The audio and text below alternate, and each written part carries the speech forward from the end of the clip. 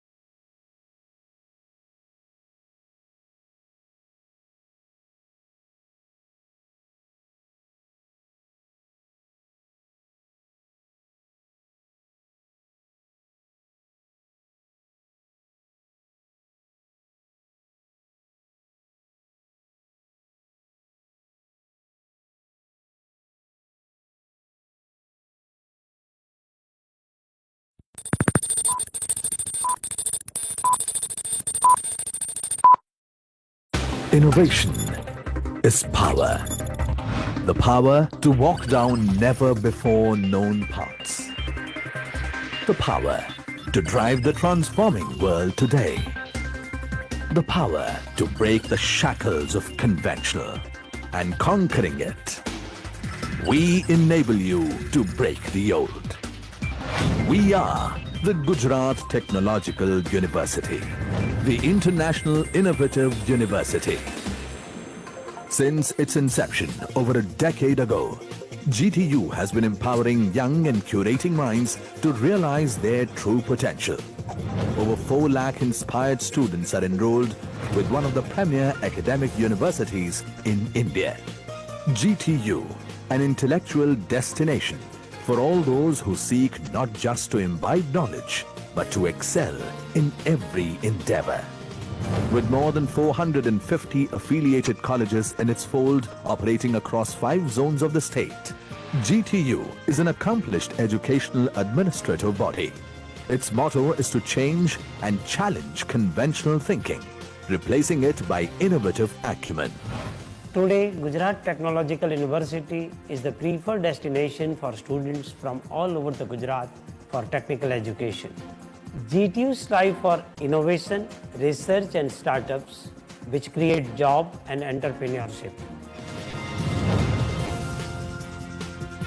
Widening the vision to make this world a better place are distinctive disciplines like engineering, architecture, management, pharmacy, and computer application are designed keeping in mind the transforming era of speed and technology.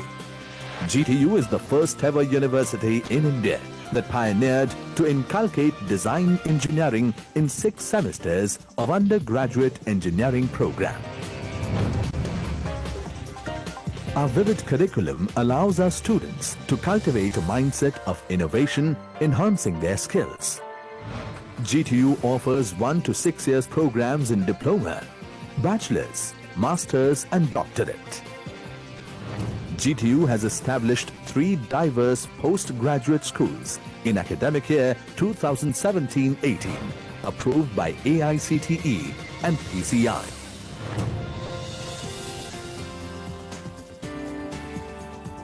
In the wake of increasing demand for cybersecurity, GTU has started PG courses to prepare competent manpower specializing in cybersecurity and mobile technology.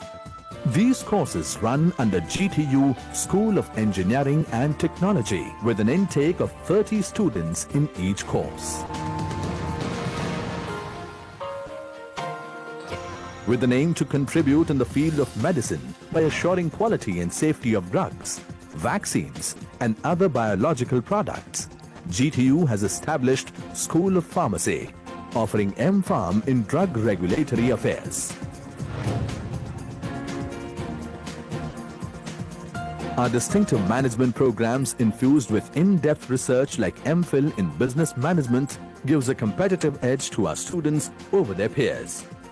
To deliver quality education in the field of global business, GSMS started MBA in International Business, focusing to maximize the global opportunities for our students to perform exponentially in 7 international markets. We understand the ever-advancing technology and ever-changing time, and we adapt accordingly by offering distinguished online e-courses so that boundaries in time no longer hinder your aspirations. Excellence is to do a common thing in an uncommon way. GTU understands this belief and has taken every step towards making it a reality. Partnering with Bosch Rexroth India Limited, GTU envisions to actualize an industry institute partnership by making our students industry ready and to bridge the much needed technology gaps between industry and academics. The first ever Center of Excellence is currently functioning at Vishwakarma Government Engineering College, Chamkheda, Ahmedabad, equipped with the cutting edge facilities. Global is the new local. Going the extra mile for our students is what we do. We have a dedicated department of international relations to manage, expand and enhance international relations and activities of the university. We have collaborations with more than 30 foreign universities. DIR aims to provide an exposure to Indian students for international pedagogical environment in their academic specialization. International Experience Program, IEP, under GTU is one of the largest students' mobility program by the technological universities of India. More than 1,500 students have been benefited through IEP since its inception in 2011. Under IEP, GTU has collaborated with the universities of US, Canada, Germany and Bulgaria, offering a unique opportunity to the students and enhancing their skills with a global perspective. More than 350 students participate in summer program for 6 to 8 weeks every year. Foreign Student Cell is dedicatedly looking after the admission and administration of more than 500 international students studying under various full-time programs of GTU from across 43 countries around the globe. GTU ensures the best learning and living environment for all international students, along with the essence of a strong socio-cultural experience, making them truly a global citizen. Exploring and managing various joint academic programs with foreign universities. Joint events like conferences, workshops, seminars and research projects with foreign universities. Our international activities also focus on Winter School Program, where students from foreign universities visit GTU for short-term study tour. Our exemplary faculty members are the core of this staunch body. Imparting practical and theoretical knowledge in today's day and era is no easy task. More than 21,000 skilled and dedicated faculty members across all the colleges consistently drive themselves to steer ahead the responsibility of knowledge sharing. Innovation being in the core of every step we take. GTU has partnered with leading industries to encourage industry-academia knowledge exchange. GTU has more than 150 startup initiatives to encourage the innovative ideas of our students and give them the necessary pillars they crave for. Over 350 patents have been filed and 70 plus patents have been published by our affiliated colleges. Integrated Training and Placement Cell conducts campus placements with many reputed firms to deliver industry-ready skilled manpower every year. The training received at GTU enables our students to be the most sought after in their chosen fields. To harness the entrepreneurial skills in the students, GTU Keepsake Welding Research and Skill Development Center, an initiative partnering with Keepsake Engineering Consultancy Private Limited, is being successfully run at LD College of Engineering in Ahmedabad. The center is equipped with workshops, with latest facilities for classrooms and actual hands-on training in the field of welding and non-destructive testing. GTU has been recognized for many achievements nationally and internationally. Acknowledged as the best university in internationalization. Ranked in top 60 for 3 consecutive years in one of the most prestigious robotics competition, RoboCon. GTU Robotics Club acquired Best Robotics Lab Setup Award by ICRA, award for the most upcoming university in Western India in 2018. Recognition in Limca Book of Records for celebrating the National Days of 50 countries as a part of the Global Country Study Report. Best Technical University Award at Indian Society for Technical Education for the year 2017. At GTU, we create the leaders of tomorrow with our innovative initiatives. Startup initiatives for the emerging talents. Research centers to provide new innovations and deep insights. Community and co-creation centers. Design and project-based learning system. A changing world where only one thing is constant, and that's innovation. Curating ideas that were never known. Building a new India of innovation and intellect. GTU, the International Innovative University. Your place to move forward.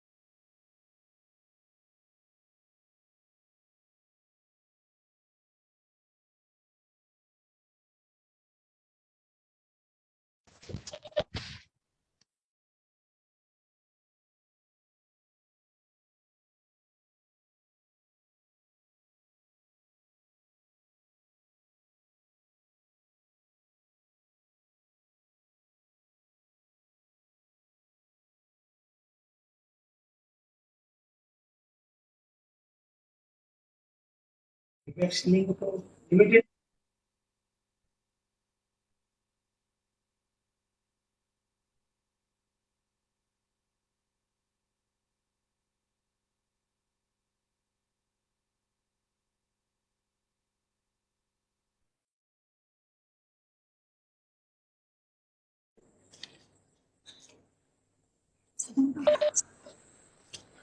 नमस्कार। मैं Gujarat technological university की तरफ से आप सभी का आज GTU गौ अनुसंधान यूनिट के उद्घाटन समारोह में स्वागत करती हूं और आज के समारोह में हमारे साथ उपस्थित सभी महानुभावों का हार्दिक अभिनंदन करती हूं। आज इस विशिष्ट अवसर पर हमारे साथ जो अतिथिगण ऑनलाइन माध्यम से जुड़े हुए हैं, आइए उनका परिचय आपसे करवाती हूँ। उद्घाटन समारोह के मुख्य अतिथि गुजरात राज्य के माननीय राज्यपाल श्री आचार्य देवव्रत जी, विशिष्ट अतिथि महोदय डॉक्टर वल्लभ भाई कथेरिया, पूर्व अध्यक्ष राष्ट्रीय कामधेनु आयोग, घनश्याम भाई सीतापारा, पर्यवेक्षक कृषि दंतीवाड़ा कृषि विश्वविद्यालय, गोपाल भाई सुतारिया, गौ सेवक बंसीगिर गौशाला। इसके साथ ही हमारे साथ प्रोफेसर डॉक्टर नवीन शेठ, माननीय कुलपति जीटीयू, और doctor K N Kher, registrar sir GTU उपस्थित हैं। संपूर्ण विश्व में भारतवर्ष अपनी सांस्कृतिक उपलब्धियों और अमूल्य प्राचीन धरोहर के लिए जाना जाता है।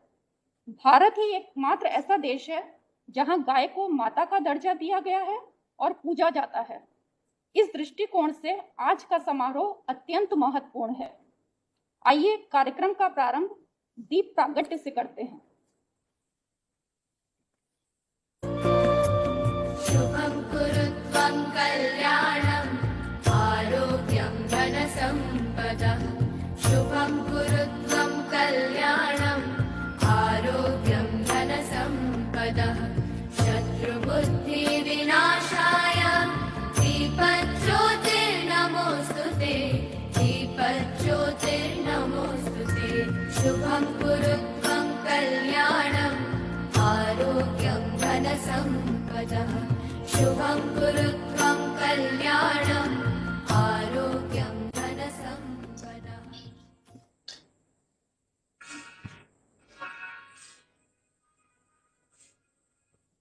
जीटीयू कुल गीत को सम्मान देने हेतु मैं आप सभी से अपने स्थान पर खड़े होने का विनम्र अनुरोध करती हूँ।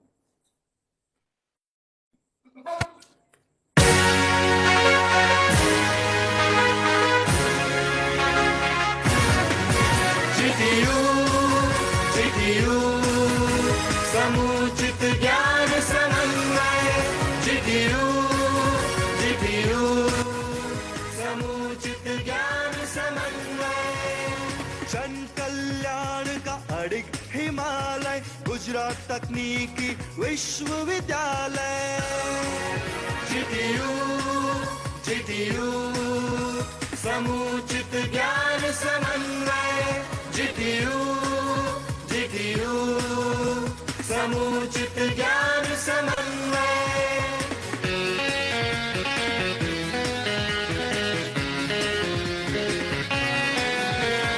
इनोवेशन की मशाल उठाए, ज्ञान को चारों ओर फैलाए। विश्वकर्मा की कृपा को पाकर विश्व फलक पर शान बढ़ाए। नवीनता की खुशबू से जो भारत का कण कण महकाए। ज्ञान पिपासु शिष्य वृंद की तपो साधना सफल बनाए। जीटीयू समुचित ज्ञान समन्वय, जीटीयू समुचित ज्ञान समन्वय।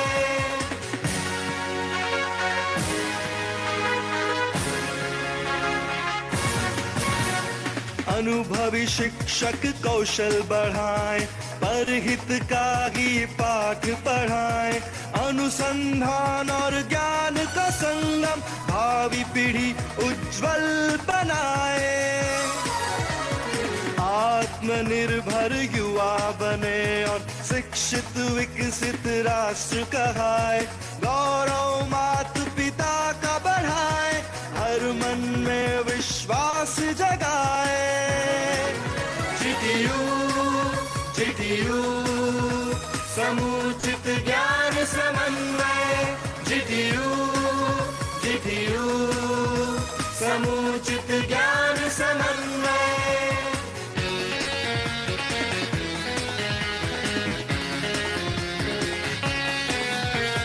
विकास का यही क्रम दोहराए, जीटीयू को सर्वश्रेष्ठ बनाए, हासिल करके उच्च सफलता शिक्षा जगत में क्रांति लाए। सिद्धपुर सोमनाथ सूरत से कच्छ तलक फैला ज्ञानालय, अपार संजोए संभावना गुजरात तकनीकी विश्वविद्यालय। जीटीयू जीटीयू समुचित ज्ञान समन्वय, जीटीयू जीटीयू समुचित ज्ञान समन्वय। जन कल्याण का अडिग हिमालय, गुजरात तकनीकी विश्वविद्यालय। जीटीयू जीटीयू समुचित ज्ञान समन्वय, जीटीयू जीटीयू समुचित ज्ञान समन्वय। जीटीयू कोलगीत की शोभा बढ़ाने के लिए आप सभी का धन्यवाद। कृपया अपना स्थान ग्रहण करें। आज विश्व पर्यावरण दिवस के अवसर पर गुजरात टेक्नोलॉजिकल यूनिवर्सिटी भारतीय ज्ञान परंपरा को आगे बढ़ाते हुए एक नए क्षेत्र में प्रवेश कर रही है। अब मैं आपके समक्ष पर्यावरण संरक्षण के लिए किए जा रहे उत्कृष्ट कार्यों को दर्शाने वाला एवं हम सभी को प्रेरणा देने वाला एक वीडियो प्रस्तुत करने का अनुरोध करती हूँ।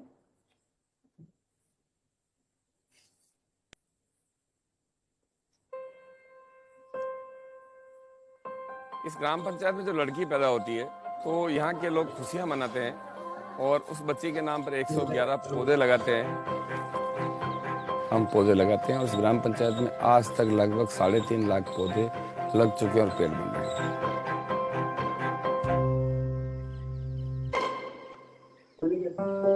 राजस्थान में पिपलांत्री जो गांव है, वो गांव का ये स्टोरी है। पूरा बंजर जमीन थी, तो क्या किया वहाँ के सरपंच ने, इसकी ये 2 मिनट की 3 मिनट की वीडियो में आपको देखने मिलेंगे। Since 2006, the Paplantri village has planted thousands of trees each year in celebration of their girls. However, this is rare. In most parts of India, girls are seen as a burden, oftentimes resulting in violence against them. But here in the Paplantri village, the people are fighting that prejudice in a very special way. मेरा नाम श्याम सुंदर पालीवाल है। मैं पिपलांत्री ग्राम पंचायत का पूर्व सरपंच रहकर यहाँ पर जल संरक्षण, वृक्षारोपण और बेटी बचाने पर काम करता हूँ। हमारे ग्राम पंचायत में लगभग 60 से 65 लड़कियाँ इस ग्राम पंचायत में प्रतिवर्ष जन्मती हैं। And for each of these girls, 111 trees are planted. In Indian culture, the number 111 is said to bring success. इस कार्यक्रम की शुरुआत जब मेरी बेटी, जिसका नाम किरण था, उसकी डेथ पर हमने एक पौधा लगाया था और उस दिन हम समझ पाए कि बेटी क्या होती है।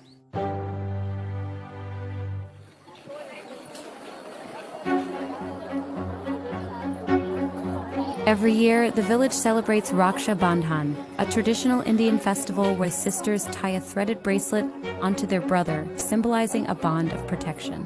But in this village, not only do they tie a thread to their brother, they also tie it to their trees. उनका रखरखाव उन्हीं परिवार को दिया जाता है और उस पौधे को जो उसके जन्मदिन पर लगाए गए हैं, हर वर्ष में बेटियां आकर पेड़ों को राखी बांधती है और उसको बचाने का संकल्प लेती है। तो एक बहुत उत्सव का और खुशी का माहौल होता है। हमारे गांव के युवा बड़ी संख्या में बेटी को बचाने का संकल्प लेते हैं, प्रतिज्ञा लेते हैं कि और वो चाहते हैं कि पिपलांत्री से यह संदेश पूरे विश्व में जाए। हर एक क्षेत्र में हम यहाँ के बच्चों को और बच्चियों को आत्मनिर्भर करना चाहते हैं। मेरा ये सपना है आने वाले समय में कि मेरे गांव की बच्चियों को मैं सामूहिक विवाह करूं और उनको अच्छी से अच्छी शिक्षा, उनको आत्मनिर्भर करें हम।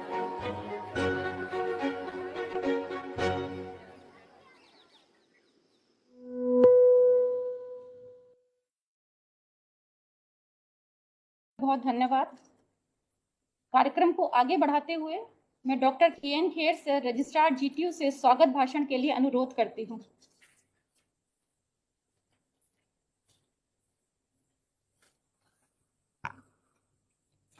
Good evening one and all present here. जागरूक देश की एक ही पहचान, पर्यावरण को ना हो कोई नुकसान। आओ मिलकर कुछ काम करें, पर्यावरण को सुरक्षा प्रदान करें। Happy world environment day to everyone. I doctor K N. Kher, registrar, Gujarat technological university, on behalf of the university, welcome today's our chief guest, Sri Acharya Devrat sir, Honorable Governor, Government of India, Gujarat, and our Chancellor, Gujarat Technological University, for accepting our invitation to inaugurate GTU Gau Center. I also welcome today's our guest of honor, Dr. Vallabhbhai Kathiria, former Chairman, Rashtriya Kamdenu Ayog, to enlighten us on GTU Gau Anusandhan Unit, a Kamdenu chair. For opportunity and understanding the groundwork, I welcome Gau Sevak Gopalbhai Sutaria and Ghanshyambhai Sitapara for sparing the valuable time with us who are working in the field since many years and done practical work through Gau Shalas. Also welcome our beloved and visionary Vice Chancellor, Dr. Navin Seth sir, and Director GTU Innovation Council, Dr. Sanjay Chauhan sir, and all the participants of this event. I am delighted to share that we have received huge response from our stakeholders, faculties, students, researchers who are working in this field, and they are excited to contribute GTU Gau Center to explore and scope of Kamdenu chair to work for our Vandaniya Gau Mata. University has Innovation Council, which is working since 2010 and providing end-to-end support to innovators through our regional center, Ahmedabad, Vadodara, Rajkot, and Surat. GIC will also invite and nurture the ideas related to Kamdenu chair. It is my indeed pleasure to welcome our guests and participants for launch of GTU Gau Kamdenu chair. Thank you very much.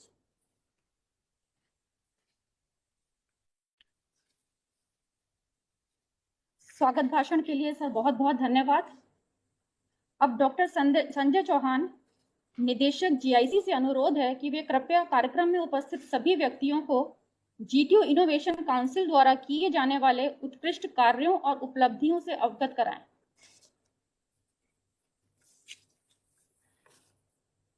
नमस्ते।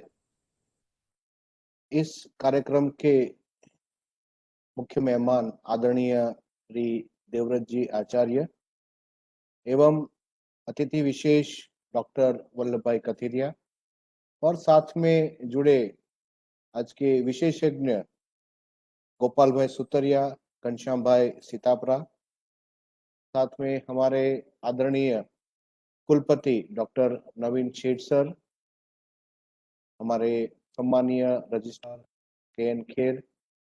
इस कार्यक्रम की आगे ले जाने में जो सहयोगी टीम तुषार भाई Panchal, Sarika Ben, बृंदाबेन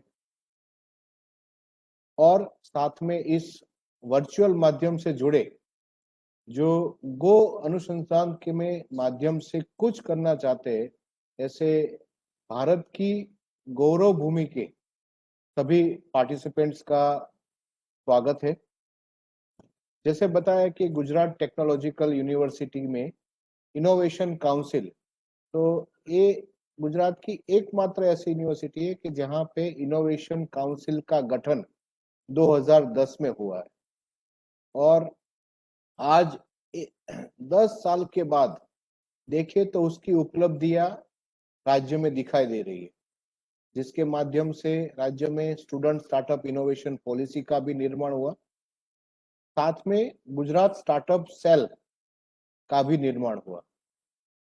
Gujarat technological university में भारत सरकार एवं राज्य सरकार द्वारा प्राप्त विविध स्टार्टअप को प्रोत्साहित करने वाली स्कीमों का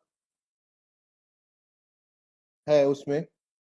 उसमें अटल इंक्यूबेशन सेंटर जो नीति आयोग द्वारा प्रदान किया गया है, जो बायोटेक्नोलॉजी और हेल्थ आईओटी के पे है। साथ में शिक्षा मंत्रालय की तरफ से डिजाइन इनोवेशन सेंटर प्रदान हुआ है और हाल ही में department of science and technology के माध्यम से टेक्नोलॉजी बिजनेस प्रदान हुआ है। तो भारत सरकार की तरफ से 3 incubation centre Gujarat technological university को मिला है, जो ऐसी गुजरात में एकमात्र यूनिवर्सिटी है जिसको ये तीनों सेंटर प्राप्त हुए हैं। साथ में राज्य सरकार की तरफ से स्टूडेंट स्टार्टअप इनोवेशन पॉलिसी और स्टार्टअप गुजरात अंतर्गत स्टार्टअप पॉलिसी के माध्यम से भी कार्यरत है। अभी तक 380 स्टार्टअप्स इसके साथ जुड़े हैं और सबसे बड़ी विशेषता है कि गुजरात टेक्नोलॉजिकल यूनिवर्सिटी केवल अहमदाबाद में नहीं बल्कि पूरे गुजरात में उसके रीजनल सेंटर है। उसमें राजकोट, सूरत, वडोदरा और आगामी समय में महसाणा में शुरू करने जा रहे हैं। तो इस यूनिवर्सिटी में इनोवेशन को पूरी तरह की सहायता मिले विद्यार्थी को, इसके लिए पूरी एक डेडिकेटेड टीम का निर्माण किया है और उसके लिए हमारे कुलपति और हमारे कुल सचिव का खूब खूब आभार और धन्यवाद करता हूं कि उन्होंने एकमात्र यूनिवर्सिटी होगी कि जहां पे इस तरह का इनोवेशन काउंसिल का गठन और इतनी सारी स्कीमों का विद्यार्थियों को लाभ मिले उस हिसाब से आयोजन किया है। अभी तक देखें तो इस स्टार्टअप ने कुल मिला के 13 करोड़ से भी ज्यादा का बिजनेस किया है, जो हमारे लिए सबसे सौभाग्यपूर्ण बात है। साथ में ही 550 से भी ज्यादा लोगों को रोजगारी दी है। तो इस हिसाब से देखें तो गुजरात की सबसे बड़ी startup ecosystem Gujarat technological university में है और इसमें नई एक इकाई शुरू हुई है वो यूनिट के जिसके माध्यम से हमारी जो पारंपरिक विशेषता है जिसको दुनिया के सामने टेक्नोलॉजी के माध्यम से लाने की आवश्यकता है, उसके लिए ये कामधेनु चेयर का भी गठन किया है। उसके लिए गुजरात टेक्नोलॉजिकल यूनिवर्सिटी के सभी पदाधिकारियों का स्वागत और अभिनंदन। तो हमारे साथ इसमें बहुत सारे एक्सपर्ट्स भी जुड़े हैं। तो इस सेमिनार और इस वार्तालाप में आप सभी का हार्दिक स्वागत है। धन्यवाद। आपका बहुत बहुत धन्यवाद। आपने बहुत ही अच्छे तरीके से, सुंदर तरीके से जीटीयू इनोवेशन काउंसिल की उपलब्धियों के बारे में हम सभी को अवगत कराया। अब मैं एक ऐसे व्यक्ति को आमंत्रित करना चाहती हूं जिनके दूरदर्शी नेतृत्व में जीटीयू साल दर साल प्रगति कर रहा है। विशिष्ट प्रतिभा के धनी और विश्वविद्यालय के कुलपति डॉक्टर नवीन शेठ से विनम्र अनुरोध है कि कामधेनु पर अनुसंधान और नवाचार के प्रति तकनीकी दृष्टिकोण विषय पर अपने विचार हम सभी के सम्मुख रखने की कृपा करें।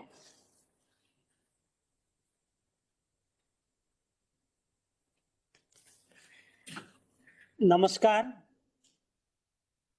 आज के इस कार्यक्रम में उपस्थित महामहिम राज्यपाल श्री आचार्य देवव्रत जी, आज के इस कार्यक्रम में अतिथि विशेष, पूर्व केंद्रीय मंत्री और पूर्व राष्ट्रीय कामधेनु आयोग के अध्यक्ष डॉक्टर वल्लभ भाई कथीरिया, इस कार्यक्रम में एक्सपर्ट्स के रूप में आए गोपाल भाई सुतरिया एंड घनश्याम भाई सीतापरा, हमारे रजिस्ट्रार डॉक्टर के.एन. खेर, हमारे डायरेक्टर डॉक्टर संजय चौहान, हमारे सीईओ तुषार पंचाल और the whole team of GTU, all those who joined virtually in this important function.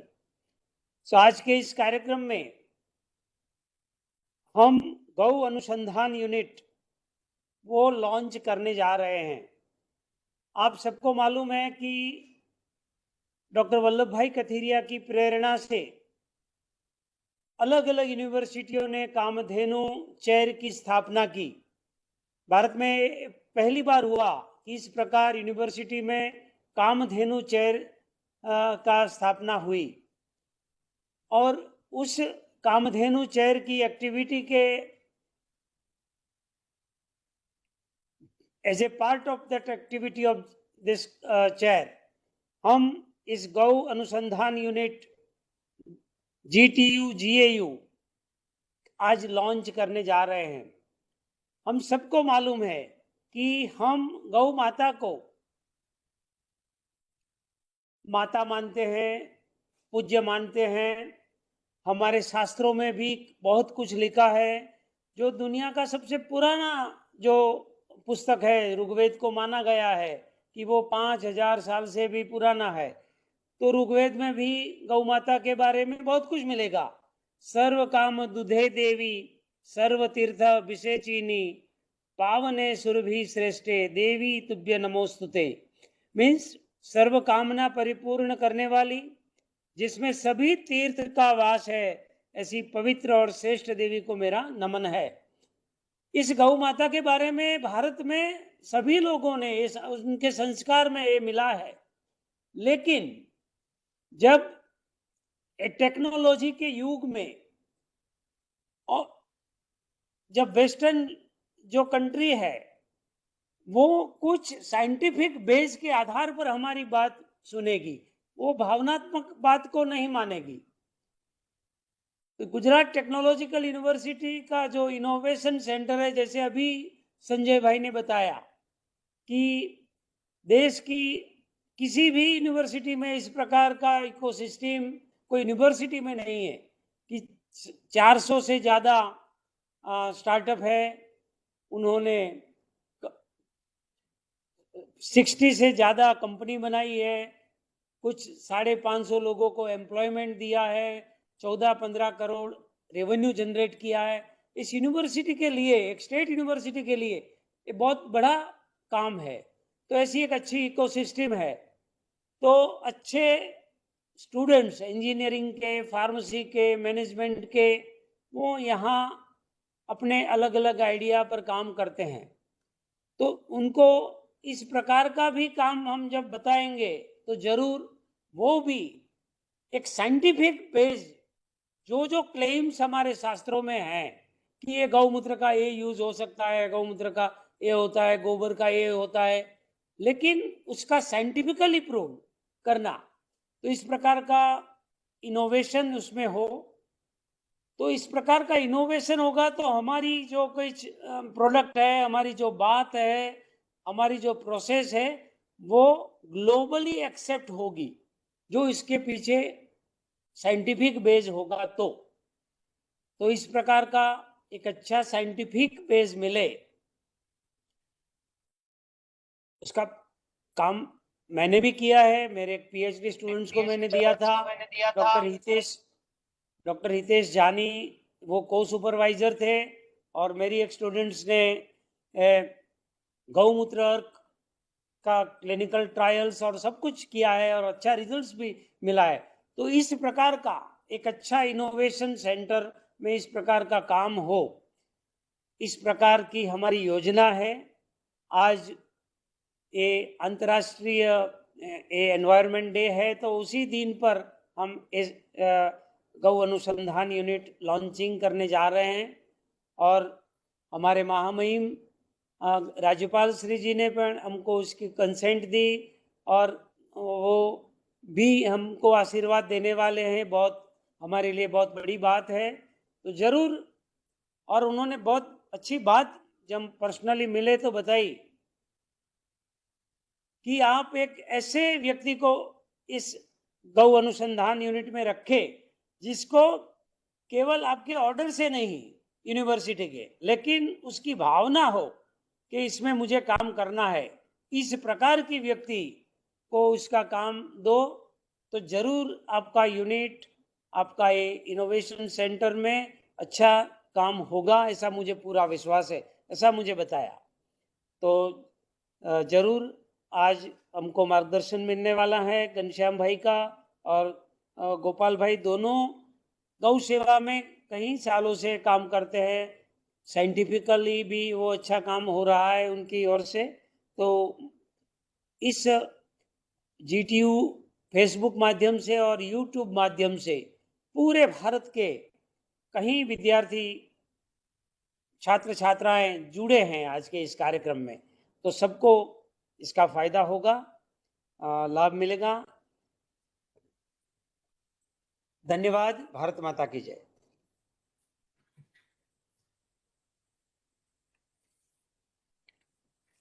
Sir, आपका बहुत बहुत धन्यवाद। अब पैनल चर्चा के लिए वृंदा पंड्या से अनुरोध है कि वो हमारे मेहमानों को आमंत्रित करें।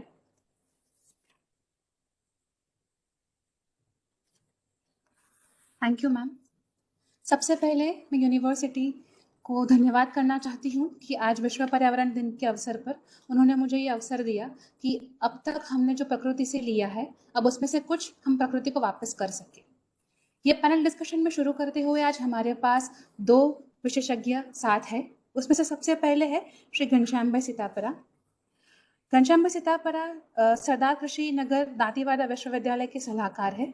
उपरांत वे राष्ट्रीय स्वयंसेवक संघ में गुजरात प्रांत में गायों के लिए आयोजक की जिम्मेदारी भी निभा रहे हैं। इसके अलावा उन्होंने गाय के ऊपर 2 पुस्तक भी लिखी है जो काफ़ी प्रचलित हुई है। वो 2 पुस्तक है गौ ग्राम उदय और गौ कीर्तन। ज़्यादा समय न लेते हुए मैं श्री घनश्याम भाई सितापरा से निवेदन करती हूँ कि वो अपने किए हुए काम और उनके अनुभव से हमें साझा करें। श्री घनश्याम भाई सितापरा सर। सर, मैं आपसे निवेदन करती हूँ कि अगर आप मुझे सुन रहे हैं, आप अपना वीडियो और अपना माइक ऑन करें।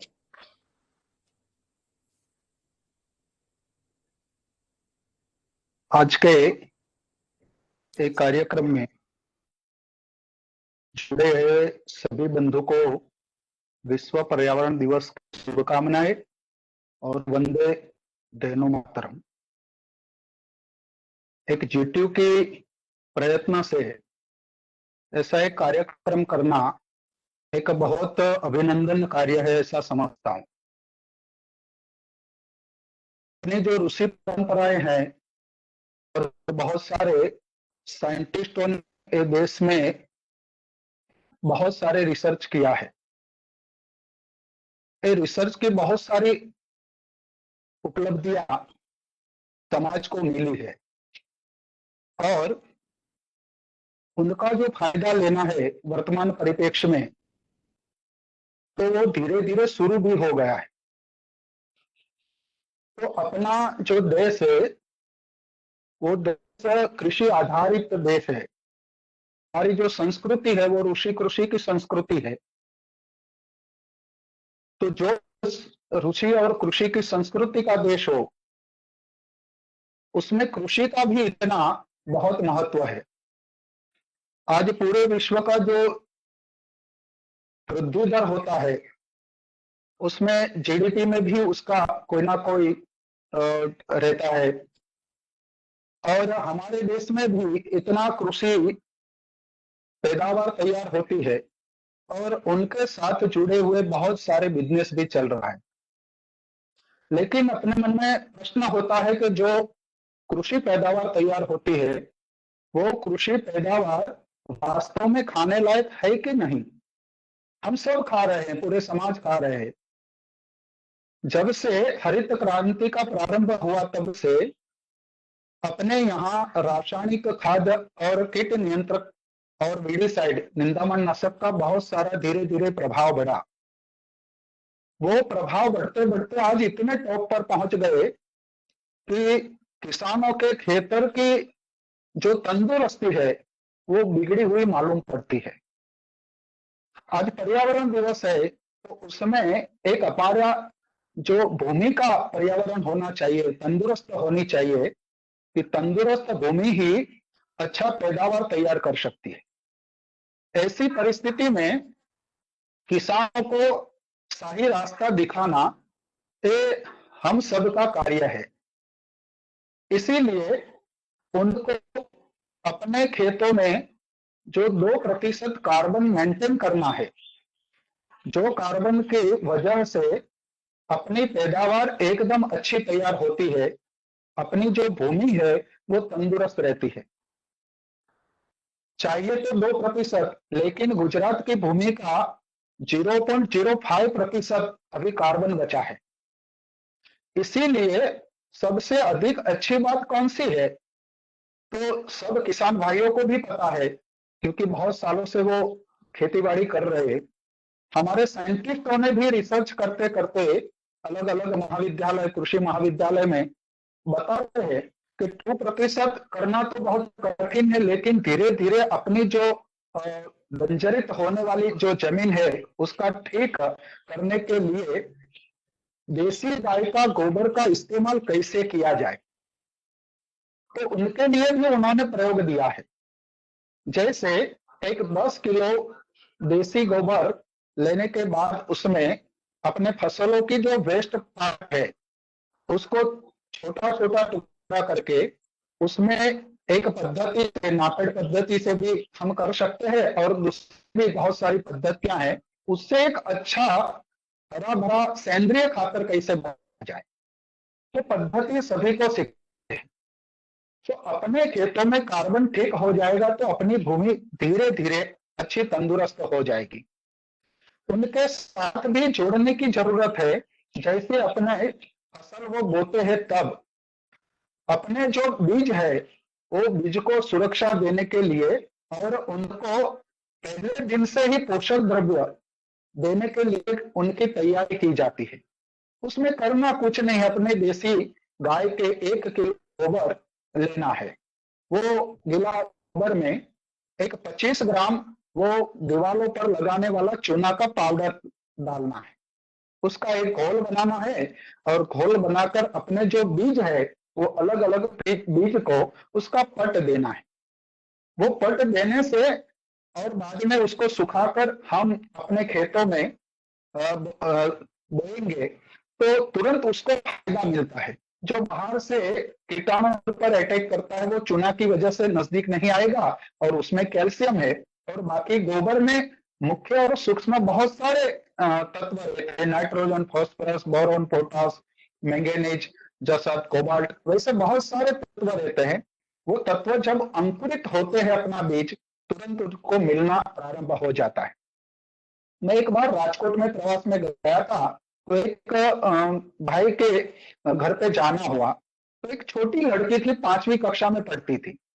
उन्होंने मेरे पास आकर बताया कि अंकल मैंने मेरी स्कूल में एक छोटा गमला बनाकर उसमें अलग अलग प्रकार के पौधे लगाए थे, तो उसकी जो वृद्धि थी उनका मैंने एक फोटो निकाला है।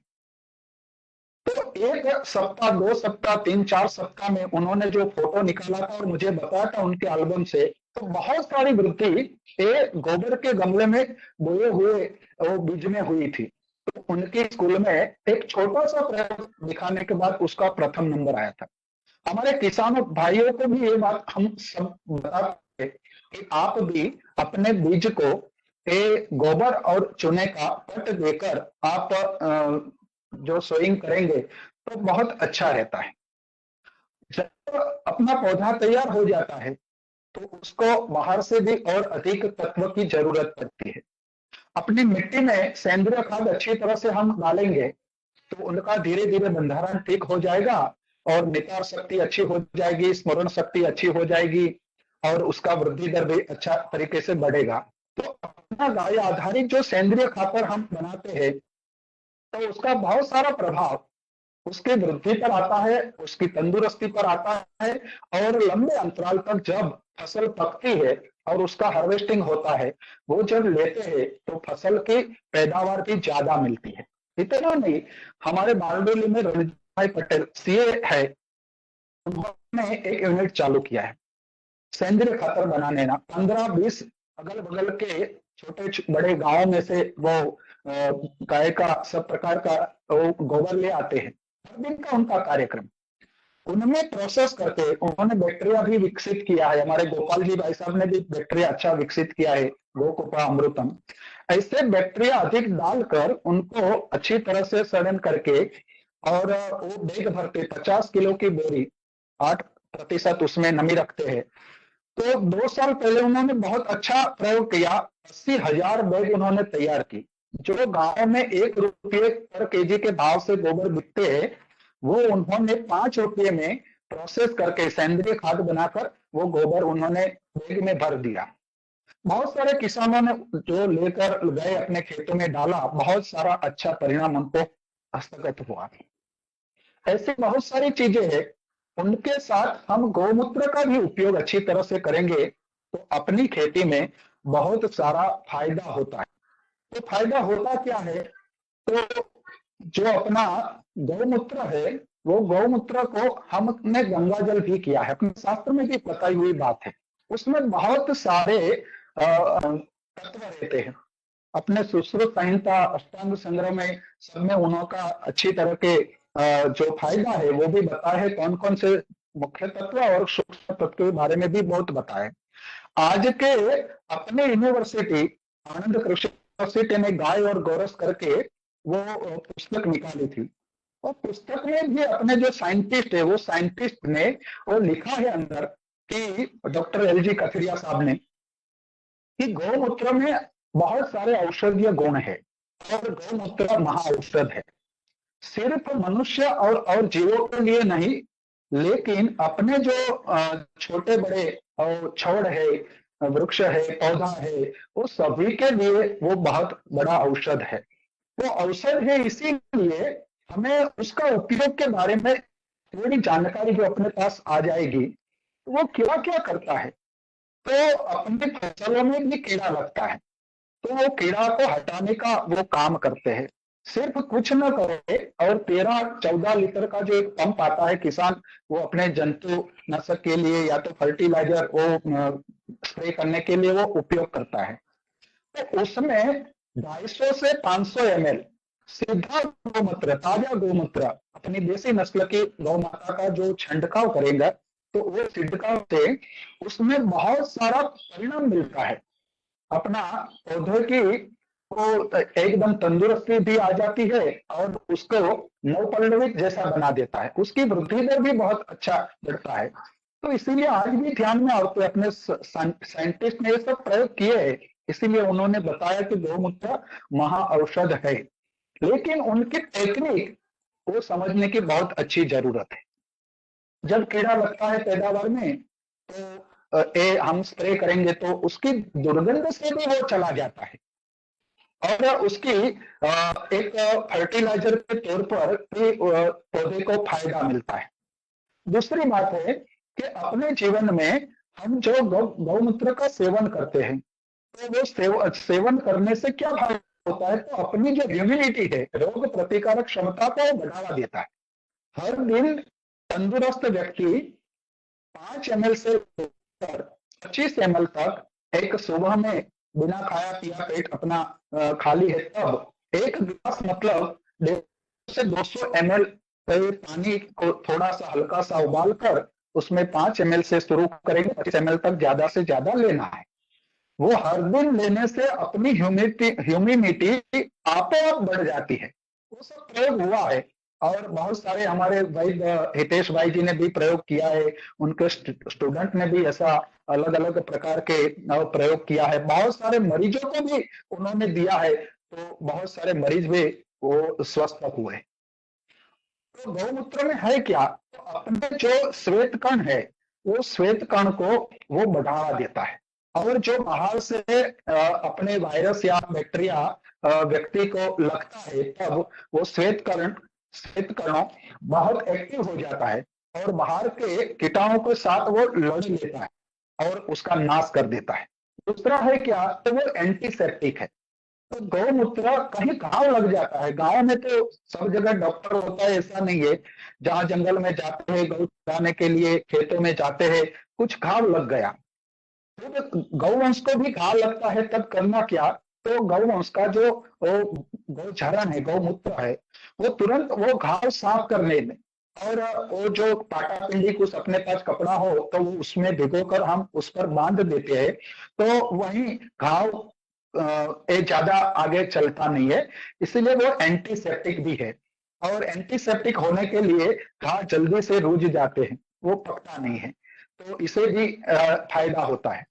अपने जो बॉडी है, बॉडी में कफ पित्त वात, वो 3 प्रकार के ज्यादा रोग लगते हैं व्यक्ति को।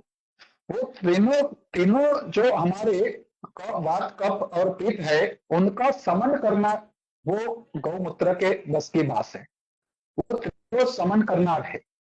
अलग अलग प्रकार के रोग व्यक्ति को होता है, लेकिन उनका हम ताजा गौमूत्र का भी सेवन कर सकते हैं और उसको 7-8 परत का कॉटन का कपड़ा लेकर उनको छान कर वो पीना चाहिए। गैया भी तंदुरुस्त होनी चाहिए, इसी गाय को या गौवंश को और किसी प्रकार की कोई बीमारी ना हो, उसका भी थोड़ा ध्यान रखना पड़ता है। तो हमारा 3 प्रकार का जो रोग है उनको भी वो ठीक कर सकता है। उनके अधिक क्या करता है, तो हमारी जो रक्त का संचार करने की जो सिस्टम है, रुधिराभिसरण प्रक्रिया है, वो रुधिराभिसरण प्रक्रिया को वो ठीक कर देता है। उसका बहुत बहुत अच्छा वो परिणाम गौमूत्र का सेवन करने से हमें मिलता है। गौमूत्र में 5 प्रकार के रस होते हैं, वो कड़वा भी होता है, पूरा होता है, मधुर और खारा भी होता है, नमक जैसा। तो उसका भी बहुत अच्छा रिजल्ट मिलता है कि वो 5 प्रकार के जो उसका टेस्ट है, अलग अलग प्रकार के रस से बना हुआ है, तो इसकी वजह से अपने शरीर में या तो सजीवों के शरीर में जो होने वाला रोग है उनको वो ठीक करने का काम, सब प्रकार के रोग को ठीक करने का काम वो अपना गौमूत्र वो अपने आप कर देते हैं।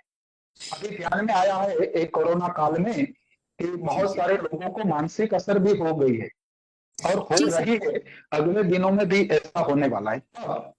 वो मानसिक रोग जितने भी प्रकार के होते हैं उसमें भी उसका बहुत सारा रिजल्ट अपने वैद्य ने किया है और उसके लिए भी बहुत बहुत अच्छा है। तीसरी बात है, आज हम देखते हैं कि नेगेटिविटी समाज में बहुत बढ़ रही है और नेगेटिविटी के कारण भी बहुत सारे प्रॉब्लम आ रहा है। तो गौमूत्र का हम सेवन करते हैं तब पॉजिटिविटी, सात्विकता, सकारात्मकता का एक भास होता है और प्रैक्टिकल होता है।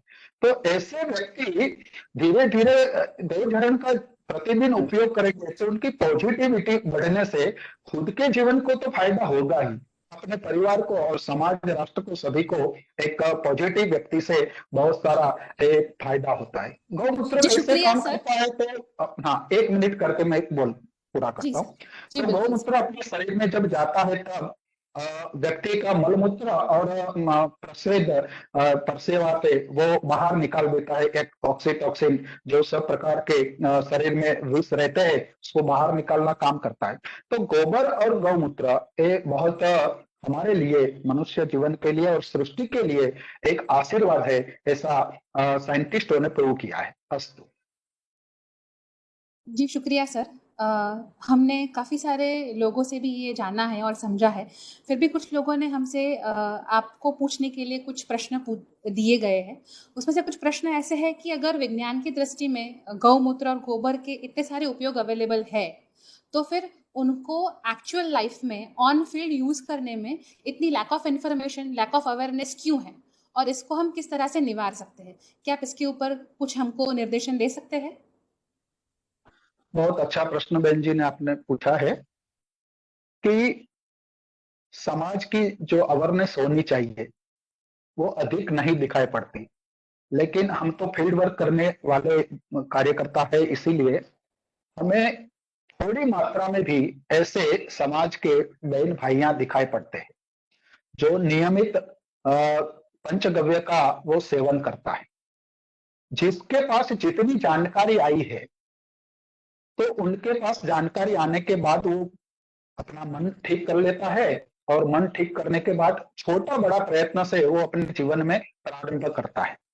आज ऐसा नहीं है कोई नहीं करता, ऐसा नहीं है, बहुत सारे लोग। और गुजरात के लिए तो बहुत अच्छी बात है कि गुजरात में अलग अलग प्रकार की जो एक चेतना उठी है।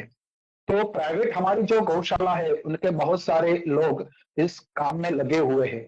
हमारी जो ट्रस्ट है, ट्रस्ट के माध्यम से बहुत सारी संस्थाएं भी काम कर रही है। अपने पास जो संत महात्मा है वो भी काम कर रहे हैं और सरकार की ओर से भी बहुत सारा अधिक काम हो रहा है। तो गौमूत्र, गोबर, दूध, दही, घी, उसका सेवन जब तक व्यक्ति करता नहीं है तब तक उसको अनुभूति नहीं है। जब वो खुद करेगा तो उसको फायदा मिलेगा। तो इसके लिए हम सभी जो लोग गाय के साथ विचार के साथ हम जुड़े हुए, जैसे सब लोग दिन रात एक करके उसका ज्यादा से ज्यादा समाज के पास ज्ञान कैसे जाए, इसके लिए बहुत सारे हम शिविर भी लगाते हैं, प्रशिक्षण वर्ग भी लगाते हैं।